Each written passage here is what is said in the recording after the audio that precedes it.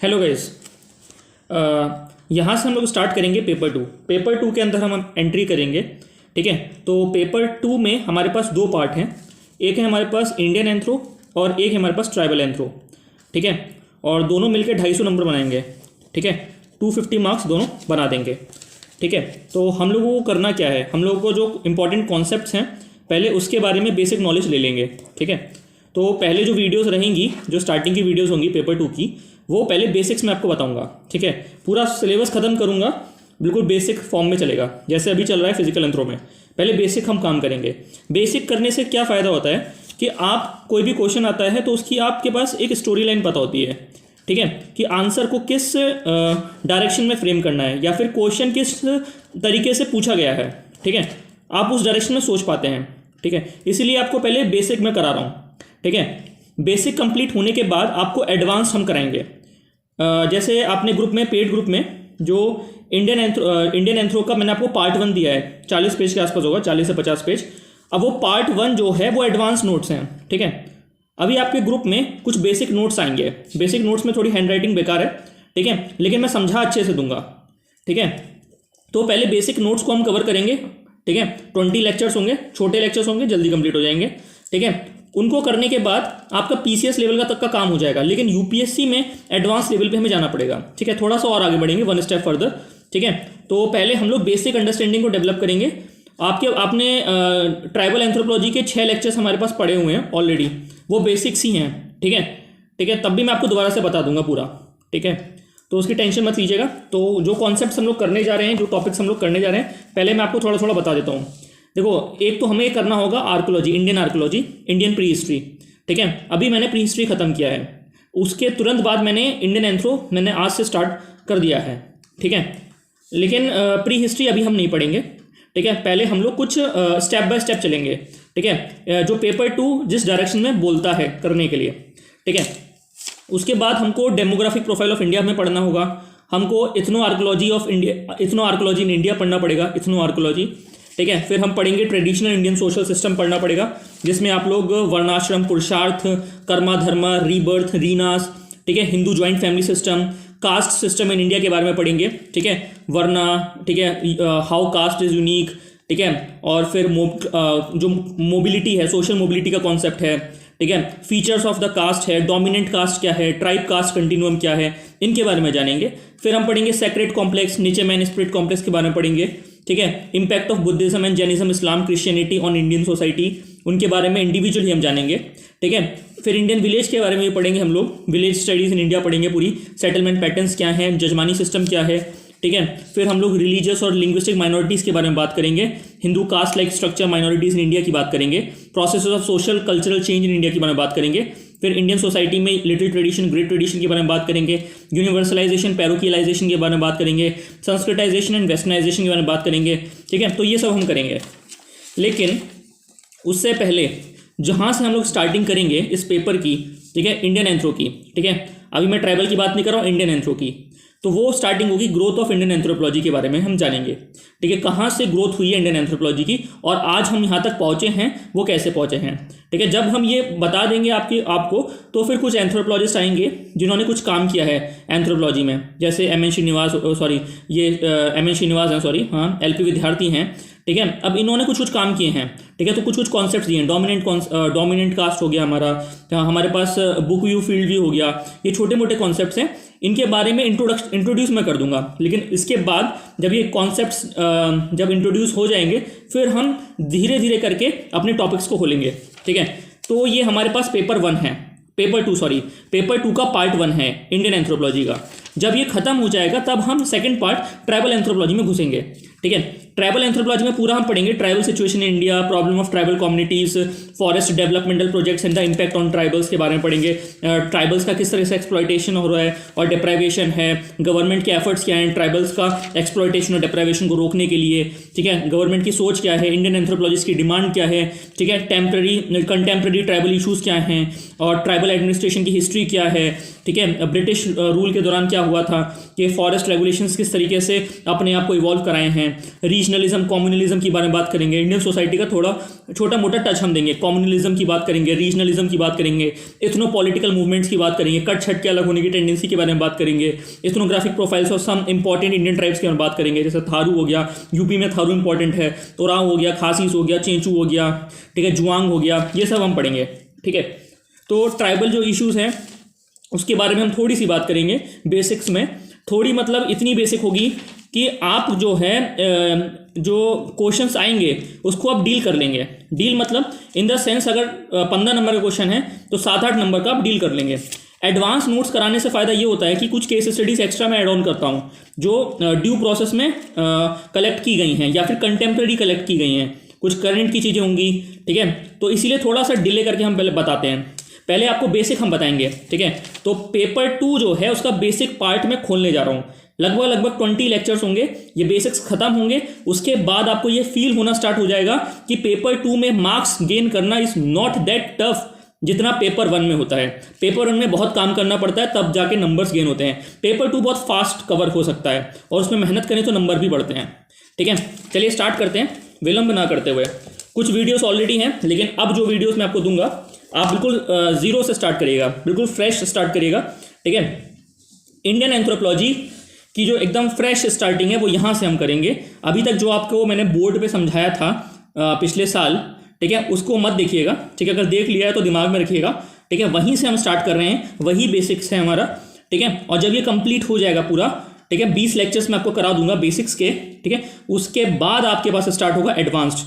ठीक है, आपको जो ग्रुप में पेड ग्रुप में नोट्स मिलेंगे वो पूरा एक बंडल बना के दूंगा मैं। ठीक है, नोट्स का, किसका, बेसिक पेपर 2। ठीक है, बेसिक पेपर 2 में आपके पास बेसिक इंडियन एंथ्रोपोलॉजी और बेसिक ट्राइबल्स एंथ्रोपोलॉजी के बारे में होगा। कोई इशू, अभी भी कोई दिक्कत है तो मेल कर देना upscforum4@gmail.com। ठीक है, यहां से थोड़ी सी पेस पकड़नी पड़ेगी क्योंकि अब जो है टाइम ऐसा है कि सिचुएशंस को डील करना है प्रीलिम्स को सामने रखते हुए, क्योंकि प्रीलिम्स का आ चुका है, रिलीज हो चुका है। ठीक है, प्रीलिम्स में 700 मतलब यूपीएससी में 710 सीटें हैं। ठीक है, 712 सीटें हैं। तो इस बार का जो प्रीलिम्स है यूपीएससी जो इस बार का 2021 का है, तो हमको काम इस तरीके से करना है कि इंडियन एंथ्रोपोलॉजी और जो हमारा एंथ्रोपोलॉजी के सब्जेक्ट्स हैं वो पैरेलली चलते रहेंगे। ठीक है, बात समझ आ रही है? जो देखो फिजिकल एंथ्रो की रिकॉर्डिंग जो है वो ऑलरेडी हो चुकी है, वो अपलोड होती रहेगी। यहाँ से मैं इंडिविजुअली चला रहा हूँ अपनी साइड से, ताकि पेस पकड़ते पकड़ते जब 21 अप्रैल की जो मैंने डेडलाइन रखी है फिजिकल एंथ्रोपोलॉजी की, तब तक एक मेजर पोर्शन पेपर 2 का भी खत्म हो जाए। ठीक है, तब आप रिलीफ फील करें। लेकिन एक काम जरूर कर लेना, अगर थॉट्स नहीं देखा है तो थॉट्स को अच्छे से कवर कर लेना। ठीक है, चलिए स्टार्ट करते हैं। इंडियन एंथ्रोपोलॉजी, सबसे पहले जो सबसे बड़ा नाम इंडियन एंथ्रोपोलॉजी में है वो है हमारे एलपी विद्यार्थी के। ठीक है, ठीक है, अकॉर्डिंग टू, देखो नोट्स आपके पास अपलोड हो जाएंगे ग्रुप में, उसी को खोल के आप देखना स्टार्ट करना वीडियोस को। ठीक है, चलिए स्टार्ट करता हूँ। अकॉर्डिंग टू एलपी विद्यार्थी, फेजेस ऑफ इंडियन एंथ्रोपोलॉजी को तीन पीरियड्स में डिवाइड किया गया है। इंडियन एंथ्रोपोलॉजी को 3 फेजेस में डिवाइड किया है। किसने? एलपी विद्यार्थी ने। देखो एलपी विद्यार्थी जो है ललित प्रसाद विद्यार्थी, ये इतना बड़ा नाम है इंडियन एंथ्रोपोलॉजी का कि इन्होंने और इनके द्वारा किए गए खूब सारे रिसर्च प्रोजेक्ट्स, ठीक है, गवर्नमेंट की पॉलिसी मेकिंग और गवर्नमेंट की strategy, tribal development, tribal welfare, ठीक है, और इंडियन सोसाइटी में कुछ की इश्यूज को डील करने के लिए यूज किया गया है। ठीक है, तो एलपी विद्यार्थी अप्लाइड एंथ्रोपोलॉजी में ही उनका योगदान नहीं रहा है, केवल ही इनका योगदान एक्शन एंथ्रोपोलॉजी में भी रहा है। अप्लाइड एंथ्रोपोलॉजी, एक्शन एंथ्रोपोलॉजी में डिफरेंस क्या होता है? अप्लाइड एंथ्रोपोलॉजी में एलपी विद्यार्थी या फिर इन जैसे कुछ एंथ्रोपोलॉजिस्ट जो हैं, ठीक है, वो गवर्नमेंट ऑफिशियल्स को सपोर्ट करते हैं बैकफुट में। ठीक है, वो ये बताते हैं कि कौन कौन से कॉन्सेप्ट्स का किस तरीके से इस्तेमाल किया जा सकता है या किस तरीके से ट्राइबल पॉलिसीज को फ्रेम किया जा सकता है जिससे ट्राइबल्स का एक्चुअल वेलफेयर हो ग्राउंड पे। ठीक है, ये है अप्लाइड एंथ्रोपोलॉजी।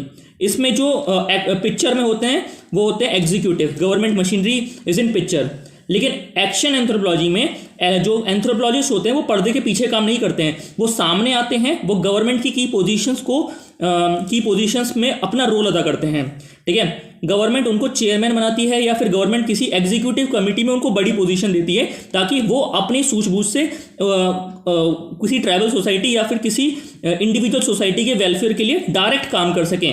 फाइनेंशियल एग्जीक्यूटिव दोनों पावर्स के साथ, ठीक है, वो प्लानिंग भी करें, वो एग्जीक्यूशन भी करें, ये है एक्शन एंथ्रोपोलॉजी, ठीक है। तो एलपी विद्यार्थी का नाम जो है अप्लाइड और एक्शन एंथ्रोपोलॉजी दोनों में लिया जाता है, ठीक है, याद हुआ।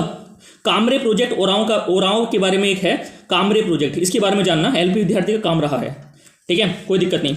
तो एलपी विद्यार्थी ने हमको ये बताया अपनी 2 किताबों के जरिए। किताब का नाम था the rise of Indian anthropology. अब यहां से आप क्या करेंगे, अपना एक कॉपी रखिए, ठीक है, एंथ्रोपोलॉजी की बिल्कुल साइड में, या तो डायरी रखिए, कुछ भी रखिए, ठीक है, उसको रखिए मास्टर रजिस्टर या फिर मास्टर डायरी या फिर मास्टर कॉपी, ठीक है। उसमें आपको क्या करना है, जैसे मैं कुछ फैक्ट बता रहा हूँ, फैक्ट मतलब मैं आपको कोई डाटा दूंगा या फिर मैं आपको कोई कमेटी दूंगा या फिर कोई किताब का नाम दूंगा, कोई फील्ड वर्क दूंगा या कोई कॉन्सेप्ट दूंगा, तो आप वहाँ नोट कर लीजिए छोटा सा।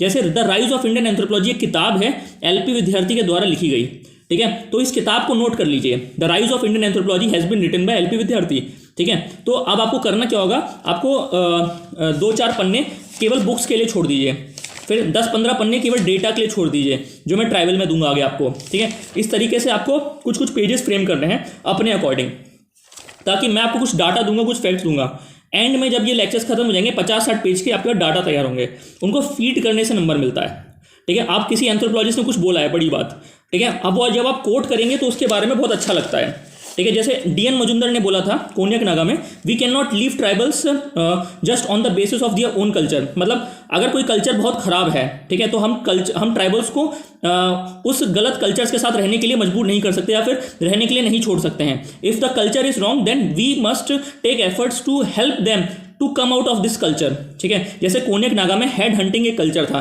हम सब जानते हैं गलत कल्चर है, तो हम उस कल्चर को बढ़ावा ना दें या फिर उस कल्चर को ऐसे ही ना छोड़ के कोन्याक नागा को उस मनोस्थिति से बाहर निकालें, उस कल्चर को खत्म करने के लिए, समाप्त करने के लिए मदद करें, ठीक है, ताकि ट्राइबल जो गलत कल्चर्स के साथ रह रहे हैं, जो आज पॉसिबल नहीं है या फिर जिन कल्चर्स का महत्व नहीं है, ठीक है, या फिर जो कल्चर ह्यूमैनिटी के अगेंस्ट हैं, ठीक है, तो फिर उन कल्चर्स को दूर करा जा सके और सोसाइटी में जो लार्जर पीस है उसे अचीव करा जा सके। याद रखना कल्चर्स का जो मीनिंग है ना लार्जर पिक्चर में, वो पीस मेंटेन रखना ही है, ठीक है, psychological satisfaction and peace in the society, individual के लिए साइकोलॉजिकल सेटिस्फेक्शन और सोसाइटी का सोशल स्ट्रक्चर इंटैक्ट रहे, जिससे ओवरऑल पीस प्रिवेल करे, ये काम है कल्चर का, ठीक है। तो इस पर हमें वर्क करना है, ना कि कोई कल्चर अगर डिस्टॉर्ट कर रहा है दूसरी सोसाइटीज़ को या फिर कोई ऐसा कल्चर जो ह्यूमैनिटी के अगेंस्ट है, उसको हमें स्टॉप करना होगा, ठीक है। अब मेजर्स क्या होंगे वो एंथ्रोपोलॉजिस्ट बताते हैं, डिफरेंट अप्रोचेस वो रखते हैं, इतना कोई दिक्कत, ठीक है।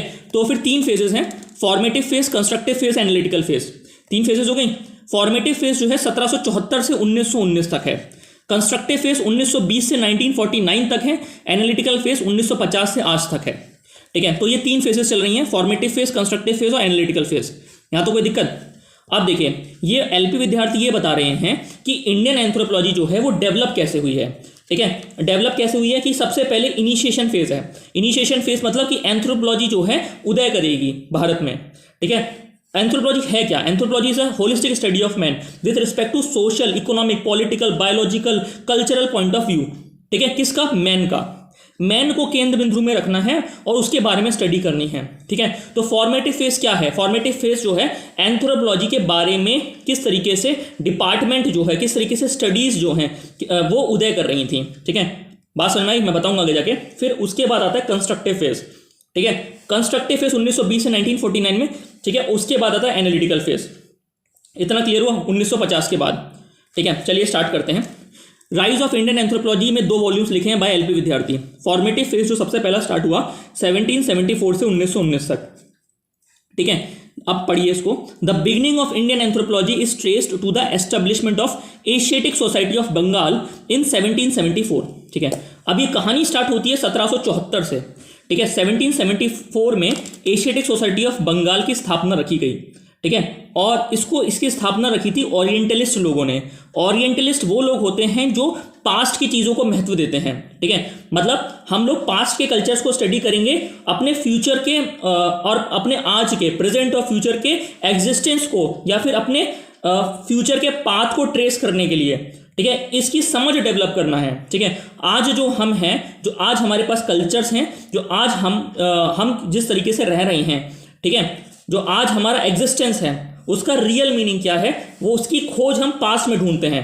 तो याद करना, देखो भगवत गीता, ठीक है, और हमारा ये खूब सारे वेदास हैं, इनको इंग्लिश में या फिर इनको ट्रांसलेट कर रहे थे डिफरेंट लैंग्वेजेस में इस सोसाइटी के जरिए, ताकि इन सब्जेक्ट्स में या फिर इन बुक्स में, रामायण में, गीता में, ठीक है, क्या लिखा हुआ है उसको समझा जा सके, उसको प्रोपगेट किया जा सके, या फिर उसके बारे में बात करी जा, प्रोपगेट नहीं, उसके बारे में बात करी जा सके। ठीक है, कुछ एविडेंसेस हैं जो पास्ट में हैं, जो आज की सोसाइटीज जो इंडिया में रह रही हैं 1774 के टाइम पे जो सोसाइटीज रह रही हैं उन कल्चर्स के साथ, तो उनका ओरिजिन कहाँ से है, ठीक, उसको ट्रेस कर रहे थे। ठीक है, बात समझ आ रही है। देखो कोई भी सोसाइटी रह रही है ना, उसके लिए उसके कल्चर्स की बहुत इंपॉर्टेंस होती है। ठीक है, क्योंकि culture is the identity card of a society. ठीक है, without culture society is nothing. Culture helps to maintain the social structure of the society. ठीक है, अगर कल्चर सोसाइटी से छीन लिया जाए तो सोसाइटी जो है डिसइंटीग्रेट हो जाएगी, सोसाइटी मीनिंगलेस हो जाएगी, और सोसाइटी जो है चलती है कोऑपरेशन से। ठीक है, अब क्या है, ब्रिटिशर्स को रूल करना है, रूल करना है तो कल्चर्स की समझ होनी बहुत जरूरी है। ठीक है, उस समय उनको नहीं पता था। ठीक है, ये ट्रेस तो हो रहा था, एशियाटिक सोसाइटी ऑफ बंगाल जो है ये सामने लेके आ रही थी कि we have to develop knowledge of cultures of indigenous people, but इसकी समझ, इसके बारे में इनको पता चला ब्रिटिशर्स को बाद में, जब काफ़ी सारे रिवॉल्ट्स हुए, ट्राइबल रिवॉल्ट्स हुए। बात समझ में आ रही है, मैं बताऊंगा आगे जाके, कोई इशू यहाँ तक कोई दिक्कत नहीं। The beginning of Indian anthropology is traced to the establishment of Asiatic society of Bengal in 1774 by William Jones, नाम याद रखना, who defined its scope to study nature and man in India and launched research projects to study the tribe and caste of India। ठीक है, अब इसके जरिए खूब सारे रिसर्च प्रोजेक्ट्स इन्होंने एशियाटिक सोसाइटी ऑफ बंगाल के जरिए खूब सारे रिसर्च प्रोजेक्ट्स जो है इंडिया में लॉन्च किए, जिसमें इंडिया की ट्राइब्स के बारे में, इंडिया की कास्ट सिस्टम के बारे में स्टडी किया गया। देखो आज जो सोसाइटीज़ जो हैं 1774 की बात कर रहा हूँ, उस समय की जो फॉर्मेटिव फेज की सोसाइटीज़ हैं वो किस तरीके से रह रही हैं, जो रह रही हैं, जिन कल्चर्स के साथ रह रही हैं, उनका मीनिंग क्या है, एक्चुअल मीनिंग क्या है, और meaning conveyed to the people by the society क्या है। ठीक है, सिंबॉलिक पर्सपेक्टिव क्या है किसी भी कल्चर का किसी पर्टिकुलर सोसाइटी में। ठीक है, और उस कल्चर का उस सोसाइटी के लोगों में इंपॉर्टेंस क्या है। ठीक है, और ये कल्चर कहाँ से ट्रेस हो रहा है, इसके बारे में स्टडी कर रहे थे। ठीक है, फॉर्मेटिव फेज पर इनको ये बिल्कुल नहीं पता था कि ये जो कल्चर्स की स्टडी है ये आगे जाके इतना इंपॉर्टेंट हो जाएगा कि ब्रिटिश जो गवर्नमेंट है या फिर ब्रिटिशर्स जो हैं वो अपने कॉलोनियल एडमिनिस्ट्रेशन में इस कल्चर की नॉलेज को पिलर बनाने जा रहे हैं 1850 के बाद। याद करो 1857 की क्रांति जो हुई 1857 में, first war of independence, it was fought behind the reasons of culture. ठीक है, अब हिंदू और मुस्लिम जो कार्टिलेज यूज किया था ना, उसके पीछे रिलीजियस मीनिंग्स थे। बात समझ में आ रही है, जो हर्ट हुए थे रिलीजियस सेंटिमेंट्स। ठीक है, तो खूब सारी चीज़ें जो हैं, जैसे जो ट्राइबल रिवॉल्ट्स हुए, उनके रिलीजन और उनके सुपरस्टिशियस जो स्पिरिट्स हैं, जो सुपरस्टिशियस बिलीफ्स हैं, ठीक है, और जो कल्चर्स हैं जिसको वो महत्व देते हैं, ठीक है, वो हर्ट हुए थे, इसलिए ट्राइबल्स रिवॉल्ट करने के लिए सामने आए थे। ठीक है, अब इसकी समझ धीरे धीरे करके ब्रिटिश गवर्नमेंट को पड़ी, और एशियाटिक सोसाइटी ऑफ बंगाल के रिसर्चर्स और उनके ओरिएंटलिस्ट या फिर प्रोग्रेसिव जो भी हैं, उन लोगों ने, जो भी एशियाटिक सोसाइटी ऑफ बंगाल के साथ जुड़े हुए थे, वो ये बात सामने लेके आए कि किस तरीके से कल्चर के बारे में हम जान के, कल्चर के बारे में जान के हम अपनी पॉलिसीज को सही डायरेक्शन में फ्रेम कर सकते हैं। ठीक है, और अपने रूल को आसान कर सकते हैं इंडियंस पर। ठीक है, इंडियन सब कॉन्टिनेंट में ब्रिटिश रूल को आसानी से हम लोग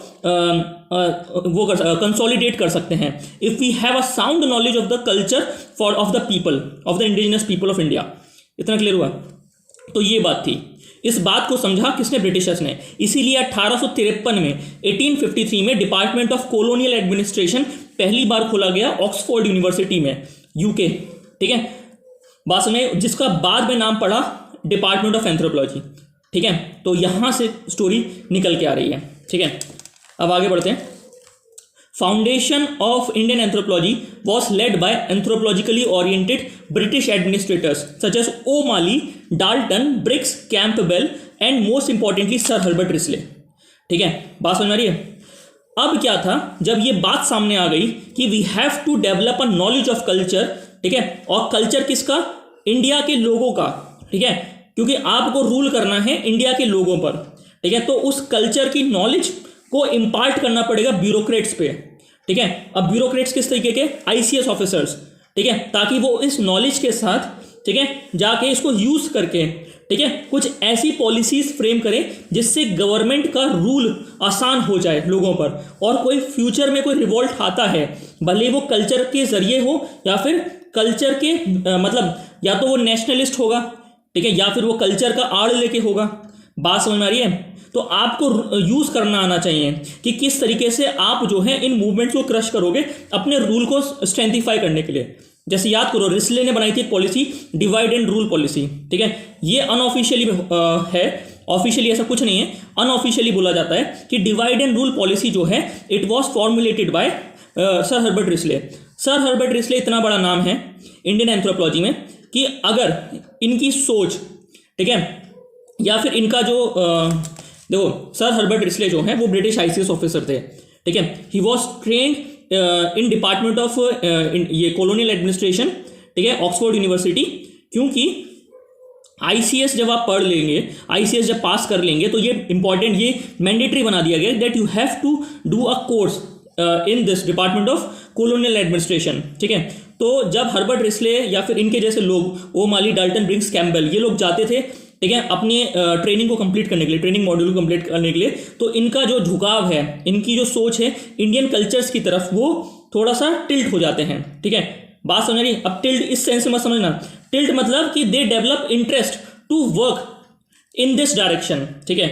जैसे हर्बर्ट रिस्ले जो है, ठीक है, ये किताबें लिखते हैं, पीपल ऑफ इंडिया 1915, 1891 में किताब लिखी the caste of Bengal, the caste है शायद यही है किताब का नाम, बताऊंगा अभी आपको क्या नाम है, हाँ, he published about tribes and caste of Bengal 1891 में, ठीक है। इन्होंने पहली बार साइंटिफिक एथनोग्राफी बनाई, ठीक है। तो ये कुछ ऐसी चीजें बना रहे थे जो एंथ्रोपोलॉजी को बहुत तरीके से ब्रॉडन करने वाली थी, ठीक है, सर हर्बर्ट रिस्ले, ठीक है। बात समझ में आ रही है? तो आईसीएस ऑफिसर तो खूब रहे, लेकिन कुछ एक आध एंथ्रोपोलॉजिस्ट इस तरीके से अपने आप को डेवलप कर लिए फ्यूचर कोर्स में, ठीक है, या फिर अपना इंटरेस्ट इस डायरेक्शन में मोड़ लिए कि उन्होंने एंथ्रोपोलॉजी के डोमेन को ब्रॉडन करने में अपनी भूमिका अदा करी, ठीक है। तो इंडियन एंथ्रोपोलॉजी का जो ग्रोथ एंड डेवलपमेंट है, ठीक है, it was initiated by British people, ठीक है, ब्रिटिश लोगों ने स्टार्ट किया, उसको बाद में पकड़ा है इंडियंस ने, ठीक है। और वो पहला इंडियन था जिसने इस चीज को पकड़ा था, वो था एससी रॉय, मेजर तौर पे बात कर रहा हूं। एससी रॉय से पहले भी इंडियन काम कर रहे थे एंथ्रोपोलॉजी के डेवलपमेंट में, ठीक है, केपी चट्टोपाध्याय जी जैसे हैं, ठीक है। एससी रॉय जो हैं उन्होंने इसको पकड़ा। एससी रॉय के बाद उनके शिष्य थे डीएन मजुमदार, उन्होंने पकड़ा। फिर डीएन मजुमदार के बाद उनके शिष्य एलपी विद्यार्थी, इन्होंने पकड़ा, ठीक है। तो कहानी एकदम जुड़ी हुई है, ठीक है। हमको क्या करना है, हमको इस कहानी को पकड़ना है, ठीक है, क्योंकि सब लिंक्ड है, ठीक है, सारे थॉट्स लिंक्ड हैं। आपको दिमाग में वो रेफरेंस फ्रेम रखना होगा थॉट्स का, ठीक है। जो मैं आपको बात अब मैं बताऊंगा, ठीक है, वो बताना बहुत आसान हो जाएगा। चलिए आगे बढ़ते हैं। These administrators and some individuals published their study and research on tribe and caste in the Journal of Asiatic Society of Bengal, ठीक है। अब एशियाटिक सोसाइटी ऑफ बंगाल एक जर्नल छापती थी, क्योंकि एक सोसाइटी है, कल्चर पे स्टडी कर रही है, ठीक है। तो एशियाटिक सोसाइटी ऑफ बंगाल एक जर्नल छाप रही थी, ठीक है। और उस जर्नल में ये जो एडमिनिस्ट्रेटर्स थे या फिर जो रिसर्चर्स थे, या फिर केवल इंडिया के नहीं, इंडिया के बाहर के भी लोग, ठीक है, कुछ रिसर्च करते थे जगह जगह, वो एशियाटिक सोसाइटी ऑफ बंगाल के जरिए पब्लिश करवाने लगे, ठीक है।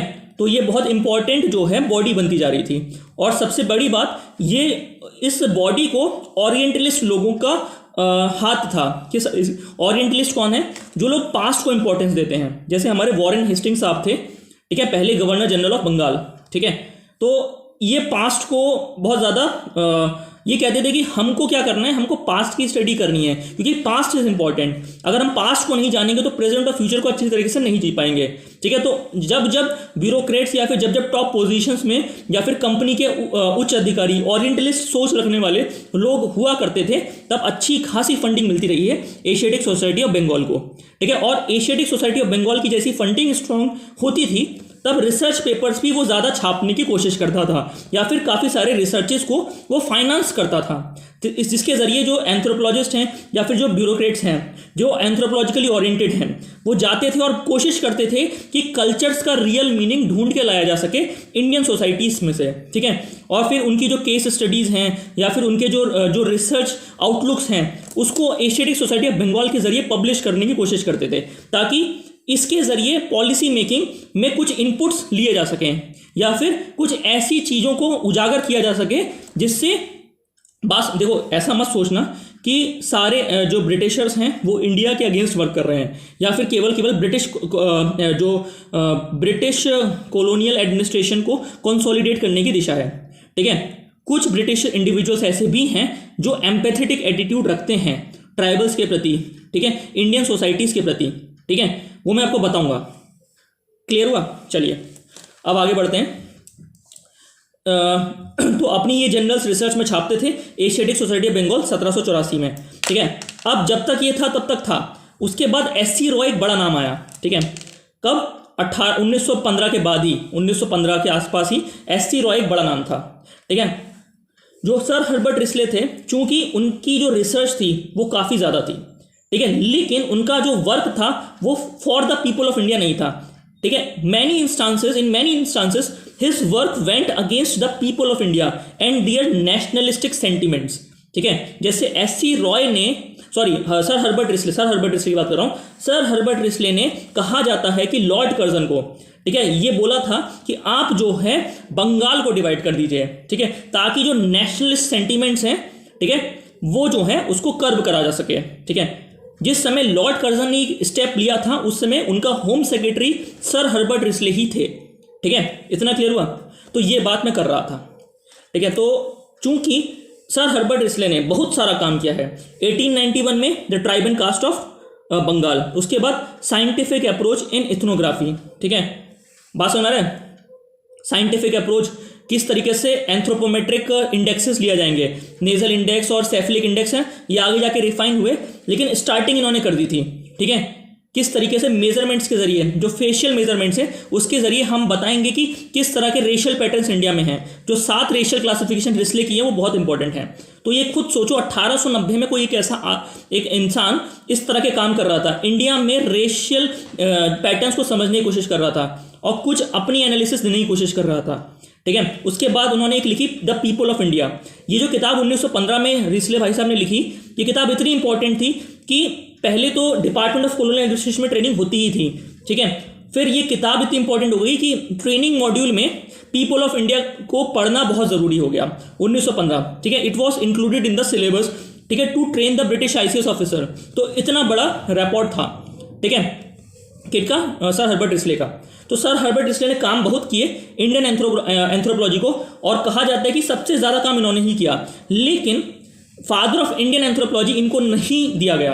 क्यों? क्योंकि इनका जो काम था it went against the people of India in many instances, rather it was SC Roy, Sharad Chandra Roy, who was famously called the father of Indian anthropology, the father of Indian ethnography. इतना समझ में आया? चलिए अब आगे बढ़ रहे हैं। देखो, सबसे पहले जो जर्नल छपती थी वो छपती थी किसमें? 1784 की, जो हमारी 1774 में जो थी एशियाटिक सोसाइटी ऑफ बंगाल बनी थी, ठीक है। अब उसमें जनरल छपती थी, ये छपती आ रही थी, ठीक है, उसकी जनरल छपती आ रही थी। अब 1921 में SC रॉय ने बोला कि अब हम छापेंगे, ठीक है। तो इन्होंने स्टार्ट करी मैन इन इंडिया, याद रखना। तो man in India was started by SC Roy, Sharad Chandra Roy. Photo देख लेना सब एंथ्रोपोलॉजिस्ट की, ग्रुप में पोस्ट में कर चुका हूँ, ठीक है। फोटो देखने से क्या होता है कि आपके मन में पिक्चर बन जाएगी। सर हर्बर्ट रिस्ले के बारे में जो बोल रहा हूँ, पिक्चर देख के सुनिए, ठीक है। फिर शरद चंद्र रॉय को सुनिए, ठीक है, क्या बोल रहे हैं, क्या सोच है उनकी, ठीक है। अब मैं बताऊंगा धीरे धीरे करके, समझ में आ रहा है? तो 1921 में इन्होंने किताब छाप दी, जर्नल छापी मैन इन इंडिया। अब इन्होंने बोला कि जो भी रिसर्च छपेगा, ठीक है, जो भी अपना रिसर्च छापना चाहता है, ठीक है, इंडियन एंथ्रोपोलॉजिस्ट है या कोई रिसर्चर है, ठीक है, या फिर कोई सोशल साइंटिस्ट है, वो मैन इन इंडिया के जरिए छाप सकता है। ये इतनी बड़ी किताब है कि आज भी मैन इन इंडिया छपती है, ठीक है, कोई दिक्कत? अमंग सच एडमिनिस्ट्रेटर्स सर हर्बर्ट रिस्ले। अब ये जो एडमिनिस्ट्रेटर मैंने बात करे थे, ओ माली, डाल्टन, ब्रिग्स, कैम्पबेल, ठीक है, और हर्बर्ट रिस्ले, इनमें से हर्बर्ट रिस्ले जो हैं, इनका कॉन्ट्रीब्यूशन एंथ्रोपोलॉजी में बहुत इंपॉर्टेंट है, बहुत सिग्निफिकेंट है। He studied Indian tribes, caste, language, race etcetera. और इन्होंने एक किताब लिखी 1891 में on tribes and caste of Bengal. तो लिखी है अपनी बुक्स वाले सेक्शन में, the tribes and caste of Bengal किसने लिखी है? It is written by sir Herbert Risley. Sir Herbert Risley एक आईसीएस ऑफिसर हैं जो ये किताब लिखे हैं, ठीक है। और एक दूसरी किताब लिखी है द पीपल ऑफ इंडिया 1915 में, ये भी है सर हर्बर्ट रिस्ले। कोई दिक्कत? The latter book the people of India was written specially as a guide for upcoming ICS officer to acquaint them with knowledge of Indian tribe, caste, culture, language and for proper understanding of Indian society and for smooth running of colonial administration by them. इतना clear? Colonial administration को consolidate करना, smoothly run करना, यही objective रहा है sir Herbert Risley का, क्योंकि he was a ICS officer, dedicated ICS officer working for British imperialism. ठीक है, चलिए आगे बढ़ते हैं। Risley started scientific ethnography, scientific ethnography start करी which is still practice by department of anthropology in India. खूब सारे department of anthropology Herbert Risley के द्वारा इजाद किए हुए मेथड्स का इस्तेमाल आज भी करते हैं। ठीक है, अब ये इथनोग्राफी क्या है? ठीक है, चलो इथनोग्राफी ठीक है, इथनोलॉजी क्या है इसके बारे में हमें जानना होगा। ठीक है, तो 3 फेज है, याद रखना, formative phase, constructive phase, analytical phase. Formative phase में सबसे पहले हम भूमिका बांध रहे हैं कि हम कल्चर की इंपॉर्टेंस दिखा रहे हैं। कंस्ट्रक्टिव फेज में हम लोग इथनोग्राफी बहुत तेजी से करेंगे, ठीक है, कंपैरिजन भी हम करेंगे, ठीक है, और लिंकेजेस को डेवलप करेंगे। ठीक है, एनालिटिकल फेजेस में केवल हम इन लिंकेजेस को एनालाइज करेंगे। समझ में आ रहा है? अभी धीरे धीरे करके आगे बढ़ेंगे, टेंशन ना लीजिए। ठीक है, अब मुझे बताइए कि व्हाट इज इथनोग्राफी। इथनोग्राफी होता है कि आप किसी सोसाइटी या किसी ट्राइब के बारे में स्टडी करते हैं और कुछ उसी ट्राइब के बारे में डेटा को निकाल के लाते हैं, एक पर्टिकुलर ट्राइब के बारे में स्टडी करना। और इथनोलॉजी होता है कि आप कंपैरिजन ड्रॉ करें, कंपैरेटिव स्टडी करें। ठीक है, बात समझ में? सुनो, ethnography is holistic distribution of a tribe, या फिर holistic distribution of a tribe, और राइटिंग अबाउट पीपल, लोगों के बारे में लिखना। ठीक है, कोई दिक्कत? या फिर describing about a people. Field work में आप डाटा कलेक्ट करते हैं, उस डेटा को अगर आप सिंपली डिस्क्राइब करें तो इथनोग्राफी है, या फिर उस डेटा को आप कंपेयर करें दूसरे डेटा के साथ तो वो इथनोलॉजी है, जो मैं बता रहा था। तो इथनोग्राफी आप simply you are writing about a people of a particular society. एक सोसाइटी में कुछ लोग रह रहे हैं, वो कुछ कल्चर्स को फॉलो कर रहे हैं, उसकी मैपिंग करना ही इथनोग्राफी है। जब आपके पास ये खूब सारे इथनोग्राफ्स हो जाएंगे और आप कंपेयर करना स्टार्ट कर दें, ठीक है, बात समझ आ रही है? जब आप कंपेयर करेंगे तो आप इथनोलॉजी कर रहे हैं, इथनोलॉजी आपके पास आ गया है। Comparative approach is ethnology.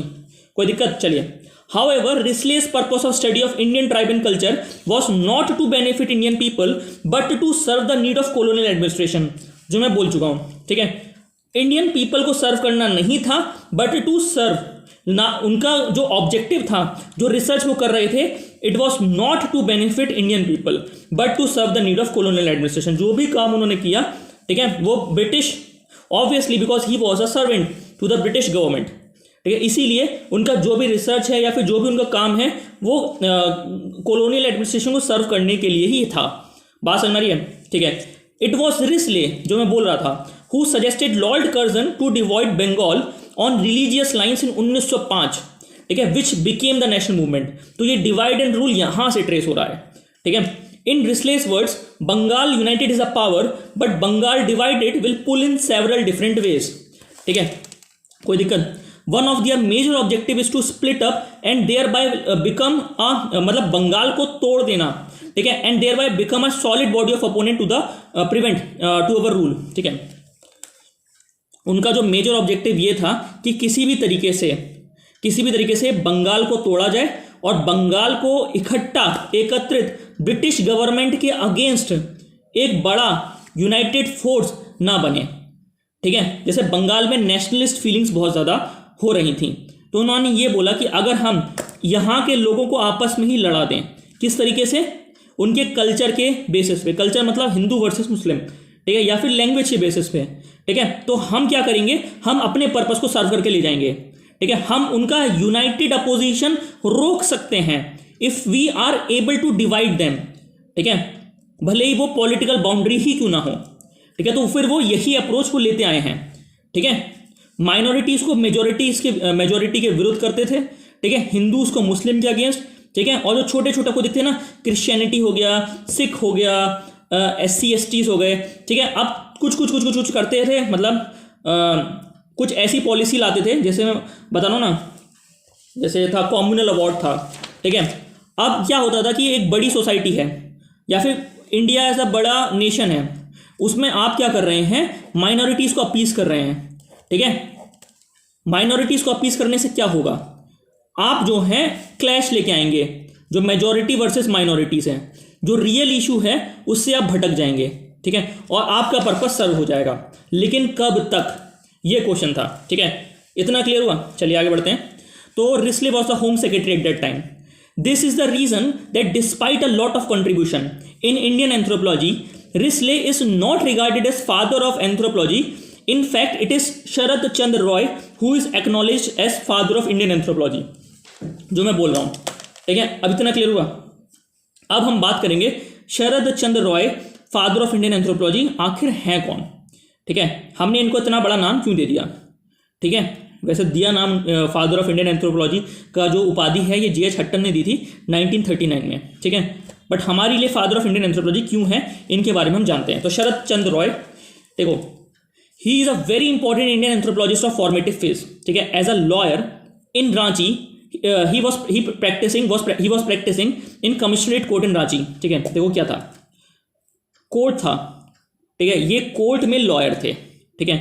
Lawyer जैसी कोर्ट है तो कोर्ट की प्रेमिसेस में वो देखते थे कि जो ट्राइबल्स हैं उनके कल्चर्स की नॉलेज ना होने की वजह से जो कोर्ट है, जो जज हैं, वो उन कल्चर्स की नॉलेज ना होने की वजह से ट्राइबल्स के साथ इनजस्टिस, ठीक है, बार बार हो रहा था। क्या मैंने बोला, देखो, जो जज हैं, जो कोर्ट है, उनके पास जो ट्राइबल्स हैं उनके कल्चर की नॉलेज नहीं थी, इसीलिए जो ट्राइबल्स हैं, ठीक है, अगर वो किसी लिटिगेशन में फंसते थे किसी आउटसाइडर के साथ, आउटसाइडर वर्सेस इनसाइडर की तो लड़ाई थी ट्राइबल्स में, ट्राइबल्स नहीं चाहते थे कि उनकी ज़मीनें जाएं, ट्राइबल्स नहीं चाहते थे कि कोई बाहर से आए और कल्चर कांटेक्ट में पड़े, या फिर अगर इनका कोई विवाद होता था तो ट्राइबल्स का जो महत्व है कल्चर्स का वो ज़्यादा बड़ा होता था, ठीक है। अब जज साहब को नहीं पता था, ठीक है, कि जो ट्राइबल बोल रहा है उसका जस्टिफिकेशन क्या है, ठीक है। तो मेजॉरिटी ऑफ द टाइम जो ट्राइबल्स थे ऐसे पेटी केसेस में हार जाते थे, ठीक है। बात समझ आ रही है। तो यही था, तो एस.सी. रॉय को बहुत बुरा लगता था उस कोर्ट में बैठे हुए that it was that a gross injustice was going on through tribals, ठीक है। इनजस्टिस वो फील कर रहे थे ट्राइबल्स कि इनजस्टिस इनको मिल रहा है। अब देखो क्या था, अब हम पढ़ के सुना रहे हैं। As a lawyer in Ranchi, practicing in commissionerate court in Ranchi, he was deeply pained to the injustice done to the tribal because British judges were not giving justice to these tribals simply because no books on tribals' life and culture was available to British judges to verify the facts given by the learned advocates on behalf of their rich non-tribal clients, ठीक है। लड़ाई किसकी थी, outsider versus insider. Outsider के पास तो पैसा है, ठीक है, बात समझ आ रही है। जैसे ब्रिटिश गवर्नमेंट अलाउ करती थी कि फॉरेस्ट में जो कॉन्ट्रैक्टर्स हैं वो जा सकते हैं, ठीक है, या फिर ब्रिटिश के कुछ लोग जो हैं वो जा सकते हैं रिसोर्सेज को एक्सट्रैक्ट करने के लिए, या फिर फॉरेस्ट के लैंड को ऑक्यूपाई करके कुछ अपना धंधा पानी करने के लिए, ठीक है। अब इसमें क्लैश हो जाता था, कई बार मारकाट हो जाती थी, ठीक है। अब दिखता ऐसा था, ऐसा फ्रेम किया जाता था, और इनकी जो ये जो लोग हैं जो आउटसाइडर्स थे, इनकी फाइनेंशियल पोजीशन और गवर्नमेंट सपोर्ट बहुत स्ट्रांग होता था, ठीक है। तो मेजॉरिटी ऑफ द केसेस में ट्राइबल्स हार जाते थे। तो ये इनजस्टिस देखते थे कौन, एस.सी. रॉय।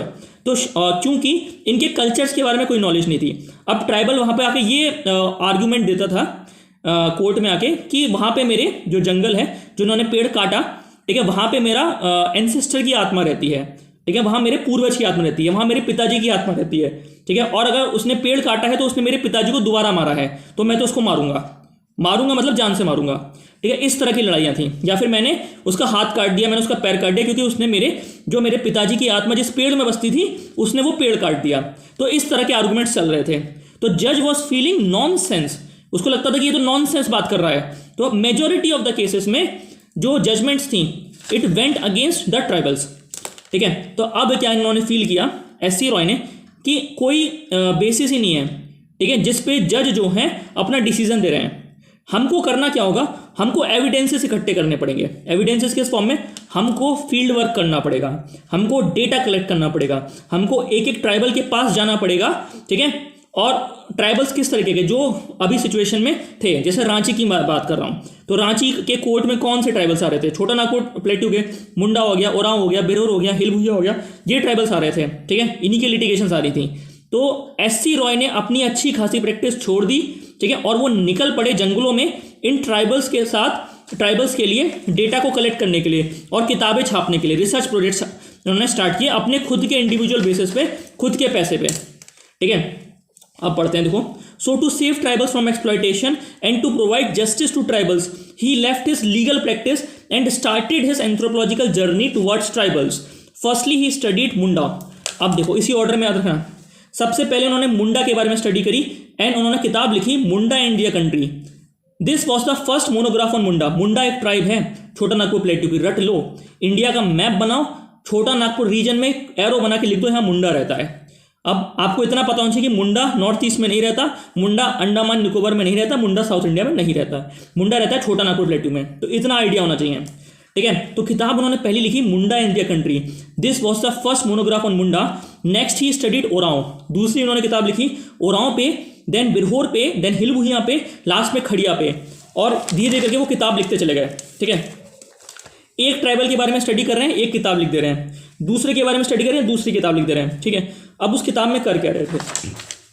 देखो सिंपल था, कोई ट्राइबल के बारे में पढ़ रहे हैं तो ट्राइबल के बारे में आपने ट्राइबल के कल्चर्स को लिखा, ट्राइबल्स के ट्रेडिशन को लिखा, ट्राइबल के बिलीफ को लिखा, ट्राइबल्स के कस्टम्स को लिखा, ठीक है, ट्राइबल के सिंबॉलिक पर्सपेक्टिव को लिखा, ठीक है, ट्राइबल का अटैचमेंट के बारे में लिखा, ठीक है, कि how they are attached to their cultures, ठीक है, what is the real meaning of the culture, culture का मतलब क्या है ट्राइबल की जिंदगी में, ठीक है। अब जब ये सब लिखा उन्होंने और कनेक्ट किया, ठीक है, और एंड में इन्फ्रेंस ड्रॉ किया, ठीक है, कि आप अगर किसी ट्राइबल्स के मतलब पेड़ को काट रहे हैं या फिर ट्राइबल की ज़मीन हत्या रहे हैं तो उसका रियल मीनिंग क्या है उन लोगों के लिए, या उनका सोशल स्ट्रक्चर किस तरीके से प्रभावित हो रहा है, ठीक है, इस तरह की बात उन्होंने करी। He was a simple lawyer और he was working as an anthropologist, ठीक है, for the people of the tribals.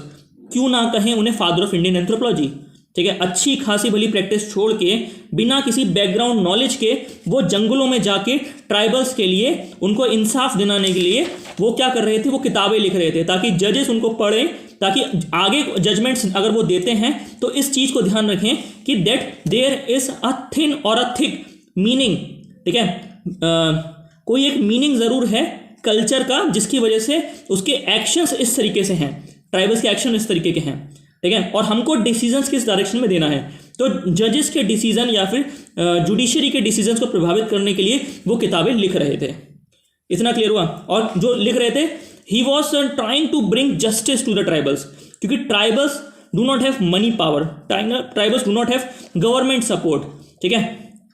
बात समझ में आ रही है? तो ये चीज़ थी, इतना कोई दिक्कत।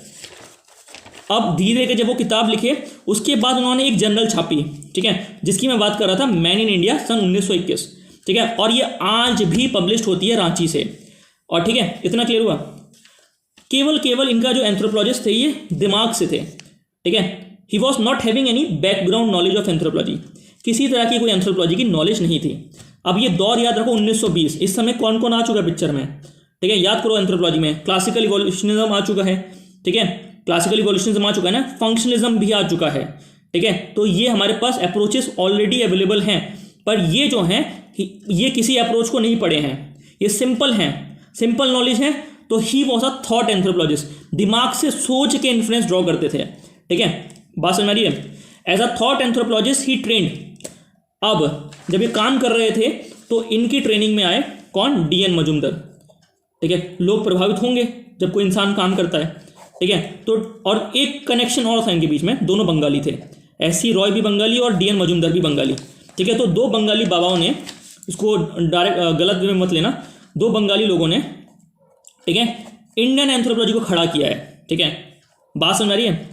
तो एंथ्रोपोलॉजी को खड़ा करने वाले ये दो महापुरुष हैं, SC रॉय और DN मजूमदार, ठीक है। और दोनों का जो वर्क है इंडियन एंथ्रोपोलॉजी में काफ़ी सिग्निफिकेंट रहा है, ठीक है। याद रखना, SC Roy he was trend by himself, और कहा जा सकता है कि उनको ट्रेन किया गया उनके कोर्ट में, जहाँ पे वो बैठते थे और इनजस्टिस को विटनेस करते थे और जो वो फील करते थे।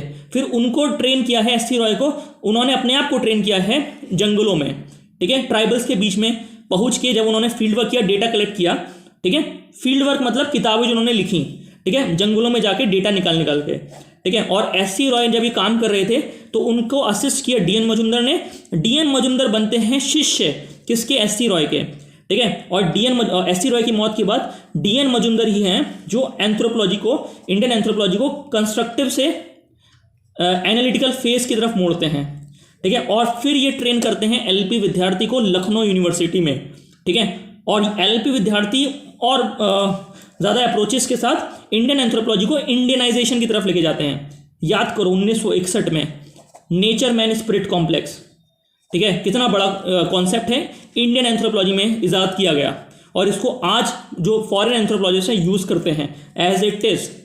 या सुन रहा है, तो इस तरह की चीज़ें थी, ठीक है। सेक्रेट कॉम्प्लेक्स याद करो, ठीक है। तो ये सब जो कदम थे इंडियन एंथ्रोपोलॉजी में इंडियनाइजेशन की तरफ, ठीक है, मैं बताऊंगा आगे जाके। तो as a thought anthropologist S C Roy trained D N Majumdar in anthropology, ठीक है। डीएन मजुमदार को एंथ्रोपोलॉजी में ट्रेन किया and persuaded him to study Ho of Singhbhum. एक हो ट्राइब है छत्तीसगढ़ की, मार्क करो जहाँ छत्तीसगढ़ दिख रहा है एरो बनाओ, हो ट्राइब ऑफ सिंहभूम, ठीक है, छत्तीसगढ़ की वैसे, और ये स्टडी करना, ठीक है। क्लियर हो गया, चलिए आगे बढ़ते हैं। देखो डीएन मजुमदार ने ट्रेनिंग ली है एस सी रॉय के under, but S C Roy is not a specialised बंदा, ठीक है। तो डीएन मजुमदार आगे बढ़े हैं एक कदम और उन्होंने फंक्शनलिज्म में अपनी आगे की डिग्री करी है, जो पीएचडी उन्होंने की, रिसर्च वर्क किया, वो किया मेलिनोस्की के अंदर, ठीक है। मेलिनोस्की के अंदर काम किया उन्होंने, और मेलिनोस्की किसके हैं, फंक्शनलिज्म के हैं, ठीक है। इतना हो गया। तो डीएन मजुमदार के अंदर जो है एस सी रॉय के भी गुण हैं और मेलिनोस्की के फंक्शनलिस्ट अप्रोच के भी गुण हैं, ठीक है। तो हम समझेंगे आगे जाके किस तरीके से दोनों की अप्रोचेस ने इनकी रिसर्च वर्क को प्रभावित किया है, ठीक है। कल्चर की बायोलॉजिकल नीड क्या है, और एस सी रॉय में ये बताया कि कल्चर्स का आज जो कल्चरल कॉन्टेक्ट है उसकी वजह से जो कल्चर्स हैं किस तरीके से चेंज हो रहे हैं, किस तरीके से कल्चर्स के चेंज होने की वजह से कन्फ्लिक्ट आ रहा है सोसाइटी में, ठीक है। बात समझ आ रही है। तो ये दोनों अप्रोचेस डिफरेंट अप्रोचेस हैं, ठीक है। जो मतलब दोनों अप्रोचेस डिफरेंट है, पर इनकी जो अप्रोच है वो बीच में कहीं जा रही है, एक्लेक्टिक अप्रोच है। किनकी, डीएन मजुमदार, बताएंगे अभी। Do not follow any common विचारधारा, एक्लेक्टिक अप्रोच। क्लियर हो गया, चलिए। अब एस सी रॉय जो थे, ठीक है, he delivered a lecture on the title the need of physical anthropology. जब ये बड़े एंथ्रोपोलॉजिस्ट हो गए, ठीक है, इंडिया के, ठीक है, तो पटना यूनिवर्सिटी में उनको बुलाया गया, वहां पर उन्होंने लेक्चर दिया the need of physical anthropology, क्योंकि वो समय था जब फिजिकल एंथ्रोपोलॉजी जो है अपना चरम पे था। क्यों? क्योंकि फिजिकल एंथ्रोपोलॉजी की रेलिवेंस इनको तब पता चली है वर्ल्ड में जब रेसिज्म जो है बिल्कुल पीक पे आने वाला था, ठीक है। याद करो जो चल रहा था ना, फांसीवाद हो गया, नाजीवाद हो गया, ठीक है, ये रेसिज्म की कहानी थी, ठीक है। रेसिज्म पीक में आने वाला था, तो उस समय जो फिजिकल एंथ्रोपोलॉजी थी वो उदय कर रही थी। फिजिकल एंथ्रोपोलॉजी का जो मेन मकसद है वो है Mankind is one, Mankind is one को दिखाना, ठीक है। हर इंसान बराबर है, ठीक है। आपने जो हायरार्कीज बनाई है ना कल्चर्स के नाम पे, वो गलत है, ठीक है। पर इसका ये मतलब नहीं है कि आप कल्चर्स को उखाड़ फेंकिए, ठीक है। कल्चर्स जो हैं आपकी सोसाइटी को यूनाइटेड रख रहे हैं, ठीक है। बट कल्चर्स का कभी ये मोटिव नहीं होना चाहिए कि आप जो हैं कल्चर्स के बेसिस पे ये डिसाइड करें कि दैट वी आर सुप्रीम और यू आर सुप्रीम, और वी आर इन्फीरियर और यू आर इन्फीरियर, ठीक है। हमको कल्चरल रिलेटिविज्म की तरफ बढ़ना है। ये था फ्रांस बोस ने बोला था, इथनोसेंट्रिक बाइसनेस को हटाना है, ठीक है। ये सब जो कॉन्सेप्ट्स हैं कन्वर्ज कर रहे थे ये 1930, 1940 से 1920 के डिकेड्स में, क्योंकि रेसिज्म जो है पीक पे था, ठीक है। एंथ्रोपोलॉजी हमेशा से बोलता आया है कि मैनकाइंड इज वन, ठीक है। मैनकाइंड इज वन से क्या होता है, आप जो है सोसाइटी में पीस को प्रोपेगेट करा पाते हैं, ठीक है। आप ये बता पाते हैं कि जो पीस है, ठीक है, पीस जो है उसका फाउंडेशन कल्चर है, और जो सोसाइटी है उसमें अगर सोसाइटीज़ जो रह रही हैं साथ साथ एक पर्टिकुलर नेशन या फिर कॉन्टिनेंट के अंदर, तो वो पीस में तब रह सकती हैं जब उनके अंदर जो है कल्चरल रिलेटिविज्म की भावना हो, ठीक है। अगर ऐसा होता तो वर्ल्ड वॉर 1, वर्ल्ड वॉर 2 नहीं लड़ा जाता, और आज जो हम वर्ल्ड वॉर 3 के कगार पे कई बार पहुंच जाते हैं उसका रीज़न भी यही है, हमको जो है रिलेटिविज्म से जीना है, ठीक है। बात समझ आ रही है। तो यही चीज़ें हैं। तो he delivered a lecture on the title The Need of Physical Anthropology in Patna University, in which he asserted that there was a fundamental unity in the races of mainland of India. Actually, the Aryan, Alpine, Dravidian या Mediterranean, they are the different branches of the same Caucasoid stock. ये racial patterns हैं, आर्यन है, alpine है, Dravidian है, Mediterranean है, ये मैं बताऊंगा. ये सारे रेशियल पैटर्न्स हैं इंडिया में. ये बोलते थे कि ये जितने भी रेशियल पैटर्न्स आपको दिखते हैं ना, एक्चुअली में they all are one, they all belong to Caucasoid stock. मैं आपको रेस में पढ़ाऊंगा, अभी जाके रेस ही पढ़ाना है फिजिकल एंथ्रोपोलॉजी में. ठीक है, बात समझ में आ रही है? रिकॉर्ड हो चुका है लेक्चर वो. ठीक है, अब बस उसमें आप थोड़ा सा रेस को ध्यान रखना. ठीक है, कि रेस जब मैं पढ़ा रहा हूँ तो कॉकोसाइड, नेग्रोइड, मोंगोलाइड, आप साइड में इसकी फोटो भी देखते जाना कि ये इस तरह से दिखता है, ये इस तरह से दिखता है. ठीक है, और जो फीचर्स आपको बताए जाएंगे उसको रख लेना. ठीक है, तो ये कह रहे थे कि आपको इंडिया में जो भी आपको फीचर्स दिख रहे हैं ना, चाहे वो आर्यन है, द्रविडियन है, प्रोटोस्टेट है, एल्पाइन है, आपको जो भी दिख रहा है, ठीक है, दे आर सेम. ठीक है, दे आर सेम. कौन है? कोकोसाइड स्टॉक को बिलोंग करते हैं. ठीक है, वो ना तो नेग्रोइड है ना तो मोंगोलाइड है. ये बोल रहे थे वो. कौन? मेनलैंड इंडिया की बात कर रहा हूँ, नॉर्थ ईस्ट की बात नहीं कर रहा हूँ, मेनलैंड इंडिया की. They all are Caucasoid stock. ठीक है, अब ऐसा करने से क्या किया इन्होंने? इंडिया में जो डिवीजन ब्रिटिशर्स बनाने की कोशिश कर रहे थे, ठीक है, सबसे पहले उन्होंने डिवीजन किस पर बनाया? रिलीजन, जो ऑलरेडी था इंडिया में. ठीक है, उसके बाद उन्होंने क्या बनाया? जो और उन्होंने पॉलिटिकल डिवीजन बनाने की कोशिश करी. ठीक है, अब इस सब का जवाब देना था, तो इसका जवाब फिजिकल एंथ्रोपोलॉजी पर स्ट्रेस करके एस.सी. रॉय ने दिया अपने लेक्चर में. ठीक है, that mankind is one, we all are united, we have to work, मतलब एक पीस, मतलब कलेक्टिवली हमें वर्क करना है क्योंकि वी ऑल आर वन. ठीक है, यही भावना जगानी थी. ठीक है, पर पॉलिटिकल वे में वो नहीं कर रहे थे, वो अपने सब्जेक्ट के थ्रू कर रहे थे. The need of physical anthropology. इतना क्लियर हुआ? चलिए, ब्रिटिश एडमिनिस्ट्रेटर्स ने हाईलाइट किया है कास्ट को, क्रीड को, रिलीजन को, इंडियन डिफरेंसेस को फॉर डिवाइड एंड रूल. ठीक है, in recognition of multi-dimensional contribution of Sharat Chandra Roy to Indian anthropology on the occasion of Indian Anthropological Congress at Calcutta in 1938, 1938 याद रखना. ठीक है, एस.सी. रॉय ने इतना काम किया है. एक एम्पैथेटिक एटीट्यूड है. ठीक है, ट्राइबल्स के प्रति, उनके प्रति जिनके पास कोई पावर नहीं है, जिनके पास कोई वे नहीं है जिससे वो अपने व्यू पॉइंट्स को दूसरे लोगों तक, आउटसाइडर्स तक समझा सकें और जस्टिस गेन कर सकें. ठीक है, उनके लिए वर्क किया किसने? एस.सी. रॉय ने. ठीक है, तो in recognisation of multi dimensional contribution of S C. Roy to Indian anthropology on the occasion of Indian anthropological congress at Calcutta in 1938, J.H. Hutton confirm on S C. Roy the father of Indian anthropology. इतना clear हुआ? चलिए, अब debate आती है कई बार S C. Roy versus Risley की, तो इसके बारे में समझते हैं. 2011 में डिबेट आई थी ये.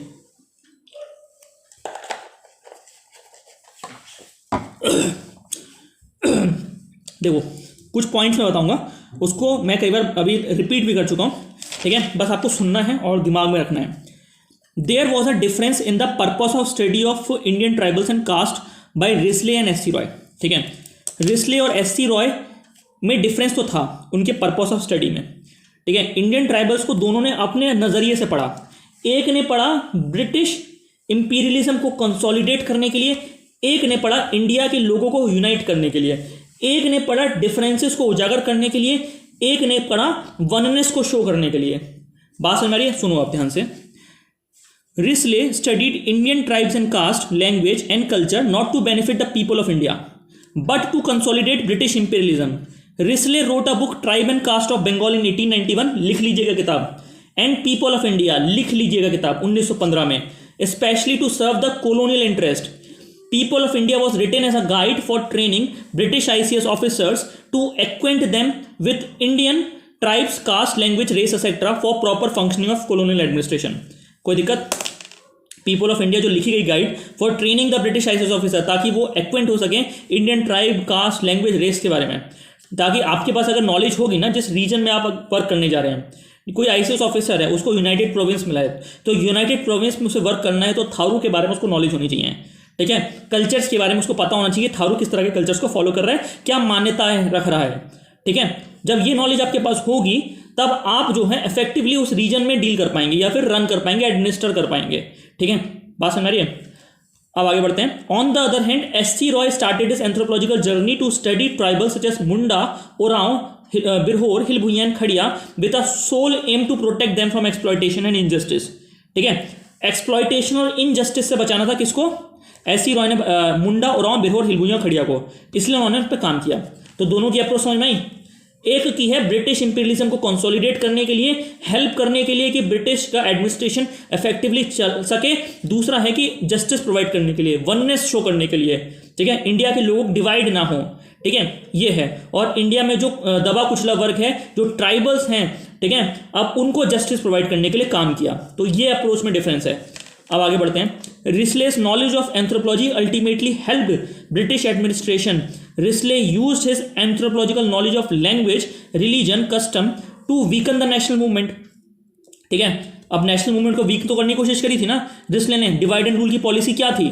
He suggested Lord Curzon to divide Bengal on religious lines. On Risley's suggestion, Bengal was divided. On the other hand, S.C. Roy's purpose of anthropological knowledge was to protect tribals from injustice. ठीक है, इतना clear, कोई दिक्कत नहीं। तीसरा point देखिए, Risley through study of caste, religion, race highlighted a diversity and contradiction in Indian society. वो differences को निकालने की कोशिश करते थे, कौन? रिस्ले, ताकि जितना ज्यादा डिफरेंसेस आप दिखाएंगे, ठीक है, उतना ही इफेक्टिवली आप रन कर पाएंगे। डिफरेंसेस को दिखाना, ठीक है, उसके बाद उस डिफरेंसेस का इस्तेमाल करके पॉलिसी मेकिंग करना, ठीक है, ताकि लोगों को आपस में ही लड़ा दो, उन पे रूल करना है तो, ठीक है, उनको मौका ही नहीं दो कि वो यूनाइट हो सकें और हमारे लिए अपोजिशन की अपोज कर सकें। देखो, जो आईएनए रिवॉल्ट्स हुए, याद करो, पढ़ा होगा ना मॉडर्न हिस्ट्री में, ठीक है, आईएनए का जो वॉर हुआ था ना इंडियन नेशनल आर्मी का, ठीक, उसके बाद आईएनए ट्रायल्स हुए थे। उसमें उन्होंने ब्रिटिश से गलती क्या हो गई थी, ठीक है, जो पॉलिसी का जो एकदम खतरनाक वाला मिस्टेक हुई थी, उन्होंने क्या किया था, उन्होंने डिफरेंट रिलीजन्स के ऑफिसर्स को एक साथ ट्राई कर दिया था। कहाँ पे? रेड फोर्ट पे। अब इससे क्या हुआ, यूनिटी डेवलप हो गई, ठीक है। पहले यूनिटी डेवलप हुई रिलीजन के नाम पे लोगों में, दूसरी यूनिटी डेवलप हुई किसमें, जो आर्म्ड फोर्सेस थी, ठीक है, जो हमारा उसके बाद ये हुआ ना, म्यूटिनी हुई थी किसमें, रेटिंग्स में, आईएनए नहीं है, नेवल रेटिंग्स थी, रेटिंग समझते हो ना, ठीक है, ये म्यूटिनी हुई थी नेवल रेटिंग्स में, मतलब विद्रोह कर दिया था ना फौजियों ने, जो छोटे मतलब सिपाही जो थे, जो नेवी में थे और जो दूसरे बंदरगाह पे थे, ठीक है, और बाकी अपनी जो लोग थे, ठीक है, वो रिलीजन, जो उन्होंने रिलीजन को बांट के दिखाने की कोशिश करी थी, ठीक है, कि डिफरेंट रिलीजन के लोग हैं लेकिन फिर भी हम इनको लटका सकते हैं। कहाँ पे? रेड फोर्ट पे, ठीक है। जो ट्रायल चले थे, आईएनए के ट्रायल्स चले थे देशद्रोह के, उससे क्या हुआ, देश को यूनाइट कर दिया, ठीक है। क्यों यूनाइट कर दिया? कि देश के अंदर जो है नेशनलिज्म जो है स्ट्रांग हो गया। इसी नेशनलिज्म को रोकने की कोशिश थी, किस चीज़ की, कि आप जो है इंडिया में डिफरेंसेस को दिखाओ। यहाँ पे क्या है, इन तीनों डिफरेंसेस को जो डिफरेंट रिलीजन के ऑफिसर्स थे उनको एक ही प्लेटफॉर्म पे खड़ा कर दिया, ठीक है। और उसके बाद वो तीनों जो हैं किसको थे, मिलिट्री को बिलोंग कर रहे हैं, ठीक है, क्लियर हो गया। तो नेशनलिज्म उदय हो गया। जब इंडिया में नेशनलिज्म वेव आया और ठीक है, तब ब्रिटिशर्स को रियलाइज हो गया कि अब निकलना पड़ेगा हमें, कि ये हमसे बहुत बड़ी गलती हो गई है, ठीक है, कोई दिक्कत। तो पॉलिसी मेकिंग जो है इसलिए ज़रूरी है, कल्चर की समझ, और जिस नेशन में आप रूल कर रहे हैं वहाँ पे इंडिजिनस कल्चर की समझ, इंडिजिनस नॉलेज की समझ आपके पास होनी चाहिए, ठीक है, बात समझ आ रही है। तो यही था। Risley through study of caste, religion, race highlighted a diversity and contradiction in Indian society to serve the imperialistic design of divide and rule policy, divide and rule policy. On the other hand, जो शरद चंद्र रॉय हैं, through his lecture in Patna university on the title of the need of physical anthropology, ठीक है, in India in 1921 he tried to promote oneness among the Indians while asserting that people of mainland of India such as Aryan, Dravidian, Alpine and Proto-Australid and Mediterranean, they are the branches of the same caucasoid stock। ये सब caucasoid हैं, clear हो गया। चलिए अब आगे बढ़ते हैं। उसके बाद स्टार्ट होता है हमारे पास कंस्ट्रक्टिव फेज 1920 से 47 में। कंस्ट्रक्टिव फेज में बड़ा नाम है डीएन मजुमदार का, और फिर उसके बाद नाम आएगा डॉक्टर वेरेर एल्विन का, ठीक है। तो डीएन मजुमदार के बारे में पढ़ने की कोशिश करते हैं, ठीक है। डीएन मजुमदार किसके शिष्य हैं? एससी रॉय के शिष्य हैं, ठीक है। और डीएन मजुमदार किसके अंदर ट्रेन हुए हैं? फंक्शनलिज्म में ही इज ट्रेन्ड अंडर मेलिनोव्स्की। तो डीएन मजुमदार इज अ बड़ा नाम। और डीएन मजुमदार ने जो है लखनऊ यूनिवर्सिटी में स्कूल खोला है, ही इज अ एचओडी, ठीक है, एचओडी रहे हैं एंथ्रोपोलॉजी के, ठीक है। 1954 के आसपास इन्होंने डिपार्टमेंट ऑफ एंथ्रोपोलॉजी स्टार्ट करवाया था लखनऊ यूनिवर्सिटी में, ठीक है। So he is a very big name in anthropology, ठीक है। 1928 से लेकर 1954 तक काफ़ी अग्रसर रहे हैं, ठीक है, एंथ्रोपोलॉजी में 1928 से 1954, मतलब इनकी जो काम है एंथ्रोपोलॉजी में काफ़ी स्ट्रॉन्ग रहे हैं। ठीक है, मैं बताता हूँ आपको, सुनिए ध्यान से। He started his anthropological journey under S C. Roy in the study of Ho tribe of Singhbhum. ठीक है, but after the death of S C. Roy Majumdar left the study in between and went to London where he was trained in functionalism. ठीक है, अब देखो SC. Roy इनसे बोल के चले गए थे जब उनकी डेथ होने वाली थी कि डी.एन. मजुमदार से कि भाई हो ट्राइब पे रिसर्च ज़रूर करना। ठीक है, जो काम छोड़ा है, जो काम ये हो ट्राइब वाला है, इसको कंप्लीट करके आना, क्योंकि एस.सी. रॉय की डेथ हो गई थी। ठीक है, इनकी तबीयत ठीक नहीं थी। ठीक है, एस.सी. रॉय की डेथ होने के बाद डी.एन. मजुमदार को रियलाइज हो चुका था, ठीक है, या पहले ही रियलाइज हो चुका था कि that he needs some specialization. अगर मुझे इस फील्ड में कुछ अच्छा करना है तो मुझे बाहर की प्रैक्टिसेस और बाहर के कुछ जो इनोवेटिव टेक्निक्स हैं उनको समझना पड़ेगा। ठीक है, मुझे कुछ अपने पीछे, नाम के पीछे कुछ ऐसी अप्रोचेस को लाना पड़ेगा, ठीक है, जो वर्ल्ड फेमस हैं। जैसे मेलिनोस्की बहुत बड़ा नाम था उस समय, ठीक है, आज भी बड़ा नाम है। ठीक है, तो he went to London to get trained under Malinowski. चूंकि ये किसके अंदर काम कर चुके थे, एस.सी. रॉय के अंडर, और एस.सी. रॉय बहुत बड़ा नाम हो चुका था। तो डी.एन. मजुमदार जो है as a student of S C. Roy, ठीक है, वॉज अ बिग नेम। ठीक है, अब आगे बढ़ते हैं। He started his anthropological journey under S.C. Roy in the study of Ho tribe of Singhbhum, but after the death of S.C. Roy, Majumdar left the study in between and went to London, where he was trained in functionalism under Malinowski. कोई दिक्कत? After returning back, he again studied Ho tribe and wrote a book. ठीक है, अब Ho tribe ये जो छोड़ के गए थे बीच में, ये जब वापस भारत लौटते हैं, ठीक है, और Ho tribe जो वो बीच में छोड़ के गए थे, उस रिसर्च को कंप्लीट करते हैं और उसका नाम देते हैं उस किताब का ट्राइब इन ट्रांजिशन। लिखो, अ ट्राइब इन ट्रांजिशन, हो ब्रैकेट में डालिए, ये लिखिए डी.एन. मजुमदार ने, अ ट्राइब इन ट्रांजिशन। देखो जो रिसर्च वर्क है ना, जो रिसर्च वर्क है वही किताब बन जाती है। अब मेजर तौर पे वो किताब कौन बनाता है, उनके जो चेले होते हैं आगे चल के। ठीक है, या अब आगे बताऊंगा। जैसे अभी आपने कोई रिसर्च कर रहे हो, ठीक है, अब आपके जो स्टूडेंट्स हैं वो उस रिसर्च की मदद से अपने इन्फ्लुएंसेस के जरिए, ठीक है, वो आगे उसको किताब का फॉर्म दे देते हैं। मेजर तौर से यही होता है, या तो आप खुद करते हैं या फिर आपके जो नीचे चेले चपाटे होते हैं, ठीक है, वो इसको किताब बनवा देते हैं। ठीक है, तो ये अंडरस्टैंडिंग है, रिसर्च में चलता है ये। ठीक है, तो यही हुआ। तो आर ट्राइब एंड ट्रांजिशन एक किताब का रूप लेती है इन दिस बुक। अब देखो काम इन्होंने कब किया, एस.सी. रॉय जब थे, कल्चर कन्फ्लिक्ट वो समझा रहे थे। Culture conflict SC. रॉय का काम यही था कि किस तरीके से कल्चर्स कन्फ्लिक्ट करते हैं। ठीक है, हमको ये चीज़ों को रोकना है। ठीक है, इवोल्यूशनरी ट्रेंड को, कल्चर्स इवॉल्व करते हैं, ये भी एक डायमेंशन था किसका, इनका एस.सी. रॉय का। अब उसके ऊपर फंक्शनलिज्म की विचारधारा को भी साथ लेके चलना है, because he was trained in functionalism. ठीक है, हो सकता है उनके गुरु भी पढ़े, बात समझ रहे हैं, मेलिनोस्की। तो अब क्या करना है, अभी जो काम कर रहे हैं ये वैसे भी मैं बता रहा हूँ, ठीक है, मेलिनोस्की और एस.सी. रॉय दोनों की जो अप्रोच है उसके बीच में कहीं चलेंगे। ठीक है, बैलेंस बनाने की कोशिश करेंगे। ठीक है, चलिए। In this book he highlighted how marriage, family, kinship and religion help the individual to satisfy biological need. तो फंक्शनलिज्म ऑफ कल्चर क्या बोलता है कि कोई भी कल्चर जो है एक इंडिविजुअल की बायोसाइकोलॉजिकल नीड को पूरी करता है। ठीक है, आप किसी कल्चर को किसी इंडिविजुअल से अलग करके नहीं देख सकते हैं। ठीक है, पर जो हमारा स्ट्रक्चरल फंक्शनलिज्म था वो बोलता था कि जो कल्चर है वो सोसाइटी की नीड को फुलफिल करता है, फिर सोसाइटी के सोशल स्ट्रक्चर को स्ट्रेंथन करता है। ये डिफरेंस है दोनों में। यहाँ पे आपको इंडिविजुअल को पकड़ के रखना है। ठीक है, क्या जो मेलिनोस्की वाला ट्रेंड था, मेलिनोस्की का फंक्शनलिज्म था, याद रखना मेलिनोस्की ही वो बंदा था जिसने केस स्टडी स्टार्ट करवाया था।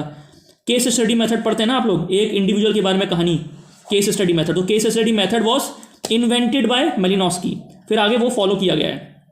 कोई दिक्कत? ठीक है, तो अब इन्होंने बताया कि किस तरीके से बायोसाइकोलॉजी नीड कंप्लीट करता है। Apart from this, going beyond Malinowskian view, Malinowskian view से थोड़ा आगे बढ़े, he also highlighted the harmful effect of non tribal contact on the society. ठीक है, मेलिनोस्की कभी ये नहीं बोलते थे कि a society is always ridden with conflicts, वो बोलते थे कि society is always in equilibrium. ठीक है, जो फंक्शनलिस्ट अप्रोच है वो ये बोलती है कि सोसाइटी जो है इक्विलिब्रियम में है। ठीक है, बट यहाँ पे थोड़ा सा आगे बढ़ गए, उन्होंने बोला कि क्या हार्मफुल इफेक्ट है नॉन ट्राइबल कॉन्टेक्ट का, कल्चर कॉन्फ्लिक्ट को समझाए। ठीक है, तो मेलिनोस्की का क्या पॉइंट है, society always exist in equilibrium. Majumdar focus on change, Majumdar ने दिखाया कि हाँ भाई बायोसाइकोलॉजिकल नीड तो अपनी जगह है, पर मैं चेंज की भी बात करूंगा। ठीक है, जो चेंज समाज में आ रहा है, सोशल स्ट्रक्चर जो है किस तरीके से डिस्टॉर्ट कर रहा है, उसकी भी मैं बात करूंगा। ठीक है, D N. Majumdar also studies Korba. अब उन्होंने कोरबा की स्टडी करी। ठीक है, कोरवा की स्टडी करी है, ठीक है। In the study of Korwa he showed, Korwa कहाँ पर है, छत्तीसगढ़ में ट्राइब है, मार्क करो, इंडिया में जहाँ छत्तीसगढ़ है वहां से एरो निकालो और लिख दो वहां पे कोरवा है, ठीक है।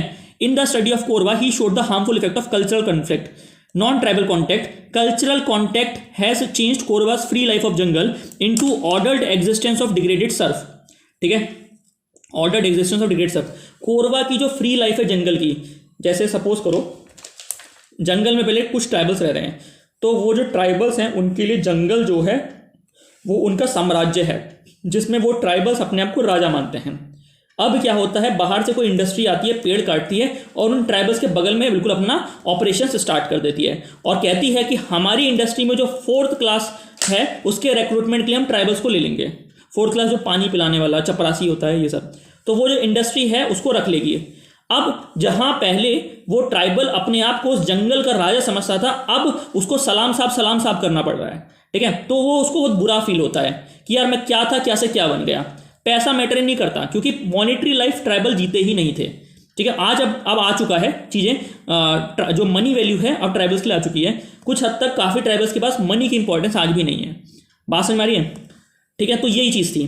Korwa who regarded himself as the king of the forest but after becoming labourer suffered moral depression, ठीक है। Korwa became indifferent to health and progeny. जब उसे इतना बुरा लगा कि यार मैं तो क्या से क्या हो गया, मैं राजा था, मैं आज लेबरर बन गया, तो उसने दारू पीनी स्टार्ट करी, खूब दारू पी, ठीक है। खुद की दारू पी बना के, और जो बाहर से लोग हैं उनकी दारू पी, ठीक है, अपने गम को भुलाने के लिए, जो भी है, ठीक है। अब इससे क्या हुआ, started excessive drinking and lastly suffer depopulation due to health deterioration. जब बाहर से कोई चीज़ें आती है ना आपकी सोसाइटी में, आप काफ़ी टाइम से उसी जगह में रह रहा था, जैसे कोरवा जो है उसी जंगल में रह रहा था, जब बाहर की दारू वो पिएगा तो ऑब्वियसली उसकी हेल्थ खराब होगी, ठीक है, because he is not use to, his body is not use to that liquor, ठीक है। तो उसका हेल्थ डिटेरियोरेट करता है। Culture contact, non tribal contact जो हुआ, अब देखो जो कल्चर कॉन्टैक्ट की बात हो रही है, ये एस.सी. रॉय का प्रभाव है, किस पे, डी.एन. मजुमदार पे, ठीक है। तो culture contact, non tribal contact हुआ, डिफॉरेस्टेशन से हुआ, चेंज कोरवास फ्री लाइफ ऑफ जंगल, ये दिखाया किसने, डी.एन. मजुमदार ने। डी.एन. मजुमदार ने कोरवा के बारे में स्टडी करी, उसके बाद उन्होंने एक गांव भी पकड़ा। विलेज स्टडीज में रखने वाला पहला कदम डी.एन. मजुमदार का था, विलेज स्टडीज में, ठीक है। और ये काम किया इन्होंने कंस्ट्रक्टिव फेज में, क्योंकि विलेज स्टडीज ज्यादातर एनालिटिकल फेज का काम रही हैं, ठीक है। तो Majumdar also studies the non tribal village Mohana village in Lucknow, Lucknow का एक गांव है मोहाना, ठीक है। बाद में उन्होंने कानपुर सिटी की स्टडी करी। तो खुद सोचो, पहले ट्राइबल सोसाइटी की स्टडी कर रहे हैं, उसके बाद वो आ गए विलेज पे, विलेज के बाद वो आ गए एक सिटी लाइफ में, ठीक है। तो सोच रहे हो ना कि anthropology is not only the study of tribals, rather it has been broadened to the study of village and then to a city life, ठीक है। तो एंथ्रोपोलॉजी के डायमेंशन को ब्रॉड करने का काम किया है डी.एन. मजुमदार ने, ठीक है, ठीक है। Majumdar also studies non tribal village Mohana village in Lucknow and later on Kanpur city, so he studied first tribals then non tribal village and later on urban city. सबसे पहले उन्होंने कोरवा के बारे में पढ़ा, देन मोहाना के बारे में पढ़ा, देन कानपुर के बारे में पढ़ा। कोई दिक्कत, चलिए। It showed that Majumdar broadened the scope of Indian anthropology. Anthropology is not only exclusive study of tribals but has outgrown to a study of non-tribal village and urban cities also। और इनके इस काम के बाद एंथ्रोपोलॉजी में village studies भी rampant हो गई और अर्बन सिटीज में भी एंथ्रोपोलॉजिकल रिसर्च का इस्तेमाल होने लगा, ठीक है। He also published a paper on Bongaism, Bongaism पर उन्होंने पेपर छापा as a religious cult on Ho tribals, ठीक है। हो की स्टडी उन्होंने की थी ना, उस पर बोंगोइज्म पे उन्होंने एक रिसर्च पेपर भी छापा। इतना क्लियर हुआ, अब आगे बढ़ते हैं। As a professor he was the head of department of anthropology in Lucknow university, क्योंकि लखनऊ यूनिवर्सिटी में डिपार्टमेंट को खोला है डी.एन. मजुमदार ने, तो ही was the HOD of department of anthropology in Lucknow university. वहां पे उन्होंने ट्रेन किया LP विद्यार्थी को, ठीक है, in anthropology, who later proved himself as a anthropologist of world repute, ठीक है। और उन्होंने अपने आप को as an anthropologist of world repute prove किया। अब ये किस तरीके से, देखो, LP विद्यार्थी जो हैं वो बैचलर्स हैं पटना यूनिवर्सिटी ज्योग्राफी, उसके बाद उन्होंने मास्टर्स किया लखनऊ यूनिवर्सिटी एंथ्रोपोलॉजी में, और ठीक है, और LP विद्यार्थी को ट्रेन किया है रॉबर्ट रेडफील्ड ने शिकागो यूनिवर्सिटी, ठीक है। तो डॉक्टर LP विद्यार्थी हैं, he has been trained by Robert Redfield. Robert Redfield जो है सिविलाइजेशनल स्कूल को बिलोंग करते हैं, अमेरिकन एंथ्रोपोलॉजी है, ठीक है। अब जो हमारे D.N. मजुमदार हैं वो ब्रिटिश एंथ्रोपोलॉजी है, वो ब्रिटिश एंथ्रोपोलॉजी के अंदर ट्रेन है, फंक्शनलिस्ट अप्रोच, ठीक है। तो ये देख रहे हो ना कि डिफरेंट डायमेंशंस कैसे खुल रहे हैं, कोई दिक्कत, चलिए आगे बढ़ते हैं। रिगार्डिंग मेथडोलॉजी, अब मेथडोलॉजी पे क्या है, Majumdar was in favour of value judgement regarding tribal customs and traditions sector in their welfare, जो मैं बात कर रहा था पहले। अब सुनो, अब क्या मतलब है इसका, if a tribal custom is not in favour of tribal, जैसे हेड हंटिंग है, ठीक है, अमंग कोन्यक नागा, अब value judgement must be made regarding harmful custom, ठीक है। अगर कोई कस्टम या फिर कोई कल्चर गलत है तो उसका एग्जिस्टेंस नहीं होना चाहिए उस सोसाइटी में। Head hunting, what is head hunting in Konyak Naga, Konyak Naga ये मानता है कि मानता रहा है, अब तो नहीं मानता, ये प्रैक्टिस खत्म हो गई है, कि जो भी कोन्यक नागा, जो ब्रेव कोन्यक नागा है, ठीक है, वो जैसे सपोज करो कि कोन्यक नागा है, ठीक है, वो जितने सर काटेगा सामने वाले ट्राइब के या फिर किसी दूसरी ट्राइब के या किसी दूसरी सोसाइटी के, जितने ज़्यादा वो सर काट के लाएगा इंसान के, ठीक है, वो उतना ही ज़्यादा ब्रेव है।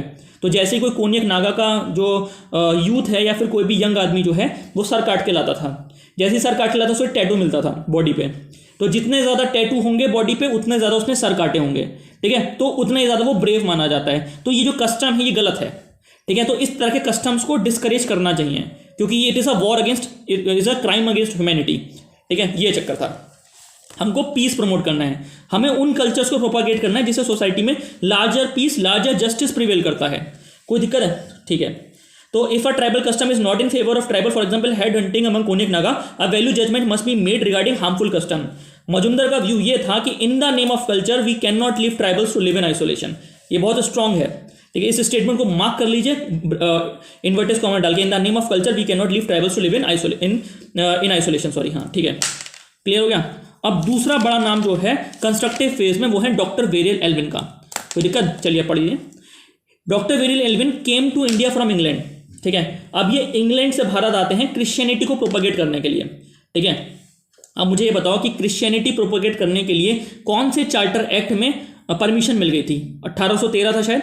1813 चार्टर एक्ट में क्या हुआ था कि जो मिशनरीज हैं वो इंडिया आ सकती हैं क्रिश्चियनिटी को प्रमोट करने के लिए, ठीक है। अब ऐसे ही किसी मिशनरीज में डॉक्टर वेरियल एल्विन आए, भारत आए, ठीक है, और इंग्लैंड से आए क्रिश्चियनिटी को प्रोपेगेट करने के लिए, ठीक है। जब ये भारत में आते हैं तब ये हार्मफुल इफेक्ट को समझते हैं कि जब आप किसी सोसाइटी को कन्वर्ट करते हैं या फिर कभी किसी आप सोसाइटी के लोगों को कन्वर्ट करते हैं, ठीक है, किसी डिफरेंट रिलीजन में, ठीक है, तो उस सोसाइटी पर उस कन्वर्जन का क्या हार्मफुल इफेक्ट होता है ये समझा डॉक्टर वेरियल एल्विन ने, ठीक है। और उनकी जो समझ है वो इस तरीके से थी कि वो अपने मिशनरी वर्क को छोड़ देते हैं और निकल पड़ते हैं छोटा नागपुर प्लेट्यू में और यही अपने नॉर्थ ईस्ट में रीजन्स और ट्राइबल्स में और छोटा नागपुर प्लेट्यू के ट्राइबल्स में, ठीक है, एंथ्रोपोलॉजिकल वर्क करने के लिए, ठीक है, अपने मिशनरी वर्क को गलत ठहराते हुए उसे छोड़ देते हैं, ठीक है। और बाद में जाके ये भारत के आज़ाद भारत के ट्राइबल एडवाइजर भी बनते हैं नेहरू के, ठीक है। तो ये डॉक्टर वेरियल एल्विन जो है बहुत बड़ा नाम है, ठीक है,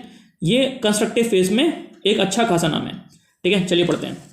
ही came to India from England to propagate Christianity but finally ended as anthropologist and humanist in the study of Baiga. इन्होंने काम किया बैगा पे, Baiga of Bastar. He propounded two important concept, loss of nerve और नेशनल पार्क, ठीक है। इन्होंने दो कॉन्सेप्ट निकाले, लॉस ऑफ नर्व और नेशनल पार्क, ठीक है। इन्होंने काम किया बैगा ऑफ बस्तर पे, ठीक है। अब इन्होंने काम कैसे किया है, देखो, इन्होंने कंपेरेटिव अप्रोच की थी, ठीक है। कैसे करी थी, एक पहाड़ है और एक प्लेन है, सपोज करो, दिमाग में बिठाओ, पहाड़ वाला एरिया और एक प्लेन एरिया है, कंटिन्यूएशन में ट्राइबल्स रह रहे हैं पूरे इलाके में। कुछ ट्राइबल्स अगर इस इलाके में रहेंगे तो कुछ तो पहाड़ पे रहेंगे, कुछ प्लेन में रहेंगे।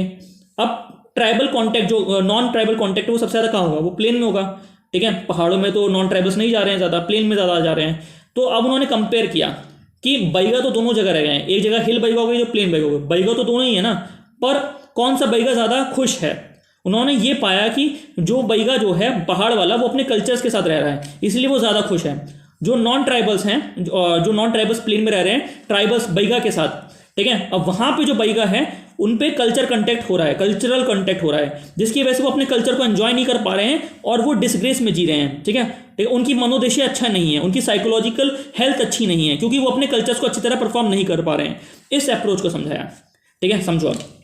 In a comparative study of hill baiga and plain baiga, he found that baiga on the hill were happy, but baiga in the plain, in contact with the non-tribals, were timid, poor physique, and their own way of life had become ludicrous. अजीब सी जिंदगी जी रहे हैं plane वाले, लेकिन जो पहाड़ में रह रहे हैं वो अपना खुश हैं, ठीक है। As if they were suffering from some loss of nerve. जो जमीन पर रह रहे हैं ना, जो प्लेन एरिया में रह रहे हैं, ठीक है, वो ऐसी जिंदगी जी रहे हैं कि सपोज करो वो लॉस ऑफ नर्व है, उनको कोई सेंस ही नहीं है, ठीक है, वो क्या जी रहे हैं, ठीक है। बस वो जिए जा रहे हैं। The cure from which is the creation of national park in which Baiga and Baiga like other tribals live safely without non tribal contact. इन्होंने बोला कि लॉस ऑफ नर्व को अवॉइड करना है, मतलब अगर इस तरह की जिंदगी जो ऐसे जो प्लेन बैगा जी रहा है, इस तरह की लाइफ को हमें अवॉइड करना है, तो हमको बड़े नेशनल पार्क बनाने पड़ेंगे। नेशनल पार्क जानवर वाले नहीं, ट्राइबल्स के लिए नेशनल पार्क बनाने पड़ेंगे, जहां पे हम ट्राइबल्स को आइसोलेशन में रखें, ताकि वहां पे वो अपने कल्चर्स को अपने अकॉर्डिंग अच्छी तरीके से प्रैक्टिस कर पाएं without any non tribal contact. ये फेवर किया था डॉक्टर वेरे एल्विन में, जिसको अपोज किया था एसेमिलिस्ट अप्रोच में ठाकर बप्पा जैसे लोगों ने, ठीक है, जीएस घुर्वे जैसे लोगों ने, ठीक है। उन्होंने बोला था कि ट्राइबल्स को कॉन्टेक्ट में आने दो, बिकॉज हमको ट्राइबल में डेवलपमेंट लाना है। अगर आप ट्राइबल्स को आइसोलेट कर देंगे तो हम डेवलप कैसे कर पाएंगे, तो हम ट्राइबल को मेन स्ट्रीम में कैसे ला पाएंगे। ये लड़ाई आगे होने वाली है, ठीक है, आगे मैं बताऊंगा। इतना हुआ। Though he came to India to propagate Christianity, but observing the effect of Christianity in Northeast tribals, he became against conversion. Conversion के against हो गए। In his study, he found that Christianity has harmful effect on the tribal of Northeast. Though Christianity helped tribals to achieve economic and educational progress, but it destroyed their joy of life and overall their cultural heritage, language and their total way of life. ठीक है, कोई दिक्कत? देखो, Christianity ने कुछ अच्छा किया है, ठीक है, कुछ नहीं, काफ़ी अच्छा किया है कन्वर्ट करने के बाद, लेकिन काफ़ी कुछ बेकार भी कर दिया, ठीक है। अब हम समझेंगे बेकार क्या क्या कर दिया उन्होंने। क्रिश्चियनिटी का जब इम्पैक्ट हम और समझेंगे ना, तब वहाँ और क्लियर होगा। सुनो, Christianity promoted disunity among the tribals, converted Christians consider themselves superior from their non converted counter parts. जो डिविजन्स होते हैं ना, वो बनाए सोसाइटी में। देखो क्या हुआ, जैसे ही क्रिश्चियनिटी प्रोपोगेट करने के लिए मिशनरीज आई, तो एक ट्राइबल सोसाइटी को देखिए नॉर्थ ईस्ट में। अब उस ट्राइबल सोसाइटी में सपोज करिए 100 आदमी है, ठीक है। अब ये लोग यहाँ पे आए, इन्होंने 100 में से 10 लोगों को क्या करा, क्रिश्चियन बना दिया। अब 10 लोगों को उन्होंने एजुकेशन दिया, चर्च बनाया उनके लिए, ठीक है, और उनको अच्छी हेल्थ फैसिलिटी दी, उनको अच्छी इकोनॉमिक अपॉर्चुनिटी भी दिलवाई, ठीक है, उनके लिविंग स्टैंडर्ड को स्ट्रॉन्ग करवाया, अपहोल्ड किया, उनका पर कैपिटा इनकम भी बढ़वाया। बात समझ में आ रही है? तो ये काम किया, डेवलप किया। अब क्या हुआ, सुनिए ध्यान से, कन्वर्ट हो गए ये लोग। आप कन्वर्ट तो हो गए हैं, पर कन्वर्ट हो गए का ये मतलब तो नहीं है कि आप जो है सोसाइटी से बाहर जाके रह रहे हैं। आपको रहना तो आज भी उन्हीं लोगों के साथ है, वही कल्चर्स के साथ, ठीक है, जहाँ जो सोसाइटी के लोग फॉलो कर रहे हैं। लेकिन जो लोग कन्वर्ट हुए, उन्होंने इस तरीके से इस चीज़ को लिया कि that we are superior then the 90s। जो 90 लोग रह गए हैं, जो कन्वर्ट नहीं हुए हैं, हम उनसे सुपीरियर हैं। तो ये बन गई हायरार्की।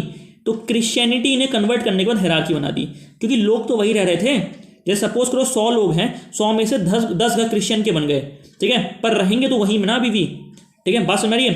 तो रहे तो वो अभी भी क्रिश्चियन, वो उसी सोसाइटी में रह गए, ठीक है, ठीक है। तो जब ऐसा हुआ तो हायरार्की यहाँ बनी।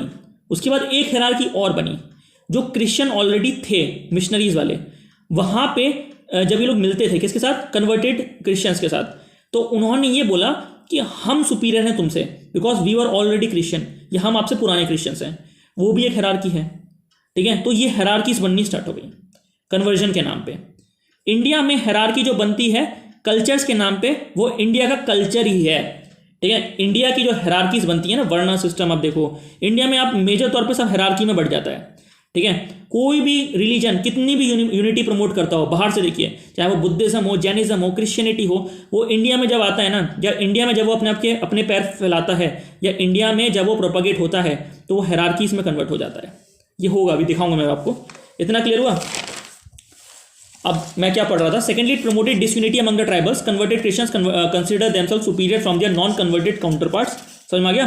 Thirdly, instead of getting pride in their ancestors animistic belief, ठीक है, जो पहले वो कल्चर्स फॉलो करा करते थे, they developed second thought over the animistic belief that proved to be doubly losing for them. Instead of pride in the ancestor, they develop a sense of doubt and inferiority complex they are suffering, ठीक है। पहले जो cultures वो follow करते थे, अब Christian लोग आएंगे तो उनको बोलेंगे नहीं भाई इशू हैं और इस तरह की चीज़ें हैं, ये सब गलत है, तो उनके माइंड में डबल थॉट आ गए। पहले जो कल्चर से ज़्यादा खुश रह रहे थे, अब वो ये सोचते हैं कि ये कल्चर्स गलत हैं, ठीक है, हमारे जो हैं, जो क्रिश्चियनिटी प्रमोट कर रही है वो सही है। ये डबल थॉट जब उनके दिमाग में आया, जो एनिमिस्टिक बिलीफ्स थी उनके दिमाग में अपने पूर्वज के लिए, ठीक है, वो सब जो है अब फेड होती जा रही हैं, ठीक है, बात समझ आ रही है। तो उनका जो माइंड है, वो इस तरह की जो नॉलेज है जो उनको इम्पार्ट की गई क्रिश्चियनिटी के थ्रू, वो स्प्लिट हो गई। मतलब जो वो पहले से अपने कल्चर्स को, नॉलेज को, फोल्क को, ट्रेडिशंस को लेके चले आ रहे थे, अब उनकी सीधी लड़ाई हो रही थी जो क्रिश्चियनिटी के जो नॉर्म्स है, टीचिंग्स हैं, जो बिलीव्स हैं उनसे, ठीक है, जिसमें क्रिश्चियनिटी वाली हावी हो रही थी, ठीक है, बात समझ आ रही है। और उनके माइंड में डबल थॉट्स डेवलप हो रहे थे। ये चीज किसने दिखाई, किसने, डॉक्टर वेरे एल्विन ने। और ये फिलोसफी ऑफ नेफा में भी लिखी गई है ये बात। फिलोसफी ऑफ नेफा लिखी है, किताब है, लिखी है किसने, डॉक्टर वेरे एल्विन ने। कोई दिक्कत, चलिए आगे बढ़ते हैं। After independence Elwin was made the tribal adviser to Pandit Nehru, ठीक है, and as an adviser Elwin's view is reflected in the first point of Nehru's tribal Panchsheel which is mentioned in the foreword written by Nehru.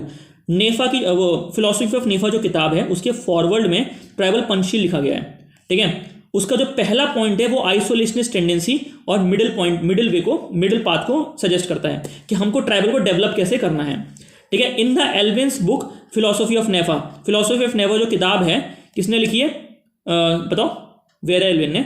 उसका forward किसने लिखा है, जवाहरलाल नेहरू ने, ठीक है। इतना क्लियर हुआ।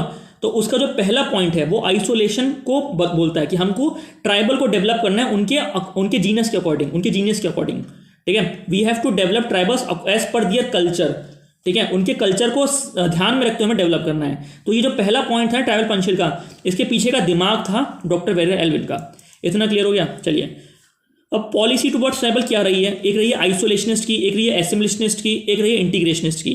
देखो आइसोलेशन वाले बोलते थे कि भाई बिल्कुल अलग रखो, नेशनल पार्क बना के रखो, ट्राइबल्स में अपने कल्चर्स में खुश हैं। एसिमिलिस्ट बोलते थे कि भाई ट्राइबल्स को पूरा एसिमिलेट करवा दो, हिंदू समाज का एक हिस्सा बनवा दो, ठीक है। हिंदू समाज की मतलब कोई भी समाज है, भारतीय समाज का हिस्सा बना दो, जो मेन स्ट्रीम सोसाइटीज हैं उसमें आने दो, ठीक है। और तीसरा बोलता था इंटीग्रेट करो। इंटीग्रेट मतलब ये बीच का रास्ता था, आइसोलेशन और एसिमिलेशन के बीच का रास्ता। वो ये बोलते थे कि हमको ट्राइबल को डेवलप करना है, ठीक है, बट उनके कल्चर्स का भी ध्यान रखना है, ठीक है। हमको ट्राइबल्स के अंदर डेवलपमेंट का अर्ज जो है स्ट्रॉन्ग करना है। उसके बाद जो हमें डेवलपमेंटल टेंडेंसीज लानी है वो ट्राइबल को ध्यान में रखते हुए रखनी है कि जो वो कल्चर्स को फॉलो करते हैं वो खराब ना हो या फिर वो जो है अफेक्ट ना हो, ठीक है। ये चीज़ थी, याद हो गया। बीच का रास्ता बिटवीन आइसोलेशन एंड एसिमिलेशन, मैं बताऊंगा आगे क्लियर होगा। ट्राइबल पंचशील बोलता है we should develop the tribal on the line of their genius या कल्चर। ये पहला पॉइंट है, ठीक है। यही जो थी डॉक्टर वेरे एल्विन के पीछे का दिमाग था, ठीक है। Apart from Baiga, Elwin also studies, Baiga पे उन्होंने पढ़ाई करी, बताया मैंने आपको, रिसर्च करी थी बैगा पे। उन्होंने अगाड़िया एमपी का जो आयरन स्मेल्टर है उस पर भी उन्होंने वर्क किया, मारिया पे भी वर्क किया, मूरिया गुंड पे वर्क किया, और रिलीजन ऑफ सौरा उड़ीसा में है उस पर भी वर्क किया। A full length study of tribal religion was published by Elwin 1975, in which he studied the concept of spiritism suggested earlier by S C. Roy. S C. Roy कुछ बातें करके गए थे, अब उन्हीं को पकड़ते थे कोई भी एंथ्रोपोलॉजिस्ट बनने आ रहा है। अब आप ये देख रहे होंगे कि डॉक्टर वेरे एल्विन भी एक ऐसे एंथ्रोपोलॉजिस्ट हैं जो कोई स्पेशलाइज्ड नहीं है, ठीक है। He is also a thought anthropologist, ठीक है, क्लियर हो गया। डी.एन. मजुमदार जो हैं वो स्पेशलाइज हो चुके हैं, एलपी विद्यार्थी भी स्पेशलाइज होने जा रहे हैं किसके अंदर, रॉबर्ट रेडफील्ड के अंदर। यहाँ तक क्लियर हुआ। चलिए अब मिलते हैं नेक्स्ट वीडियो में। ये था लेक्चर 1 हमारा Indian anthropology, paper 2 Indian anthropology basics.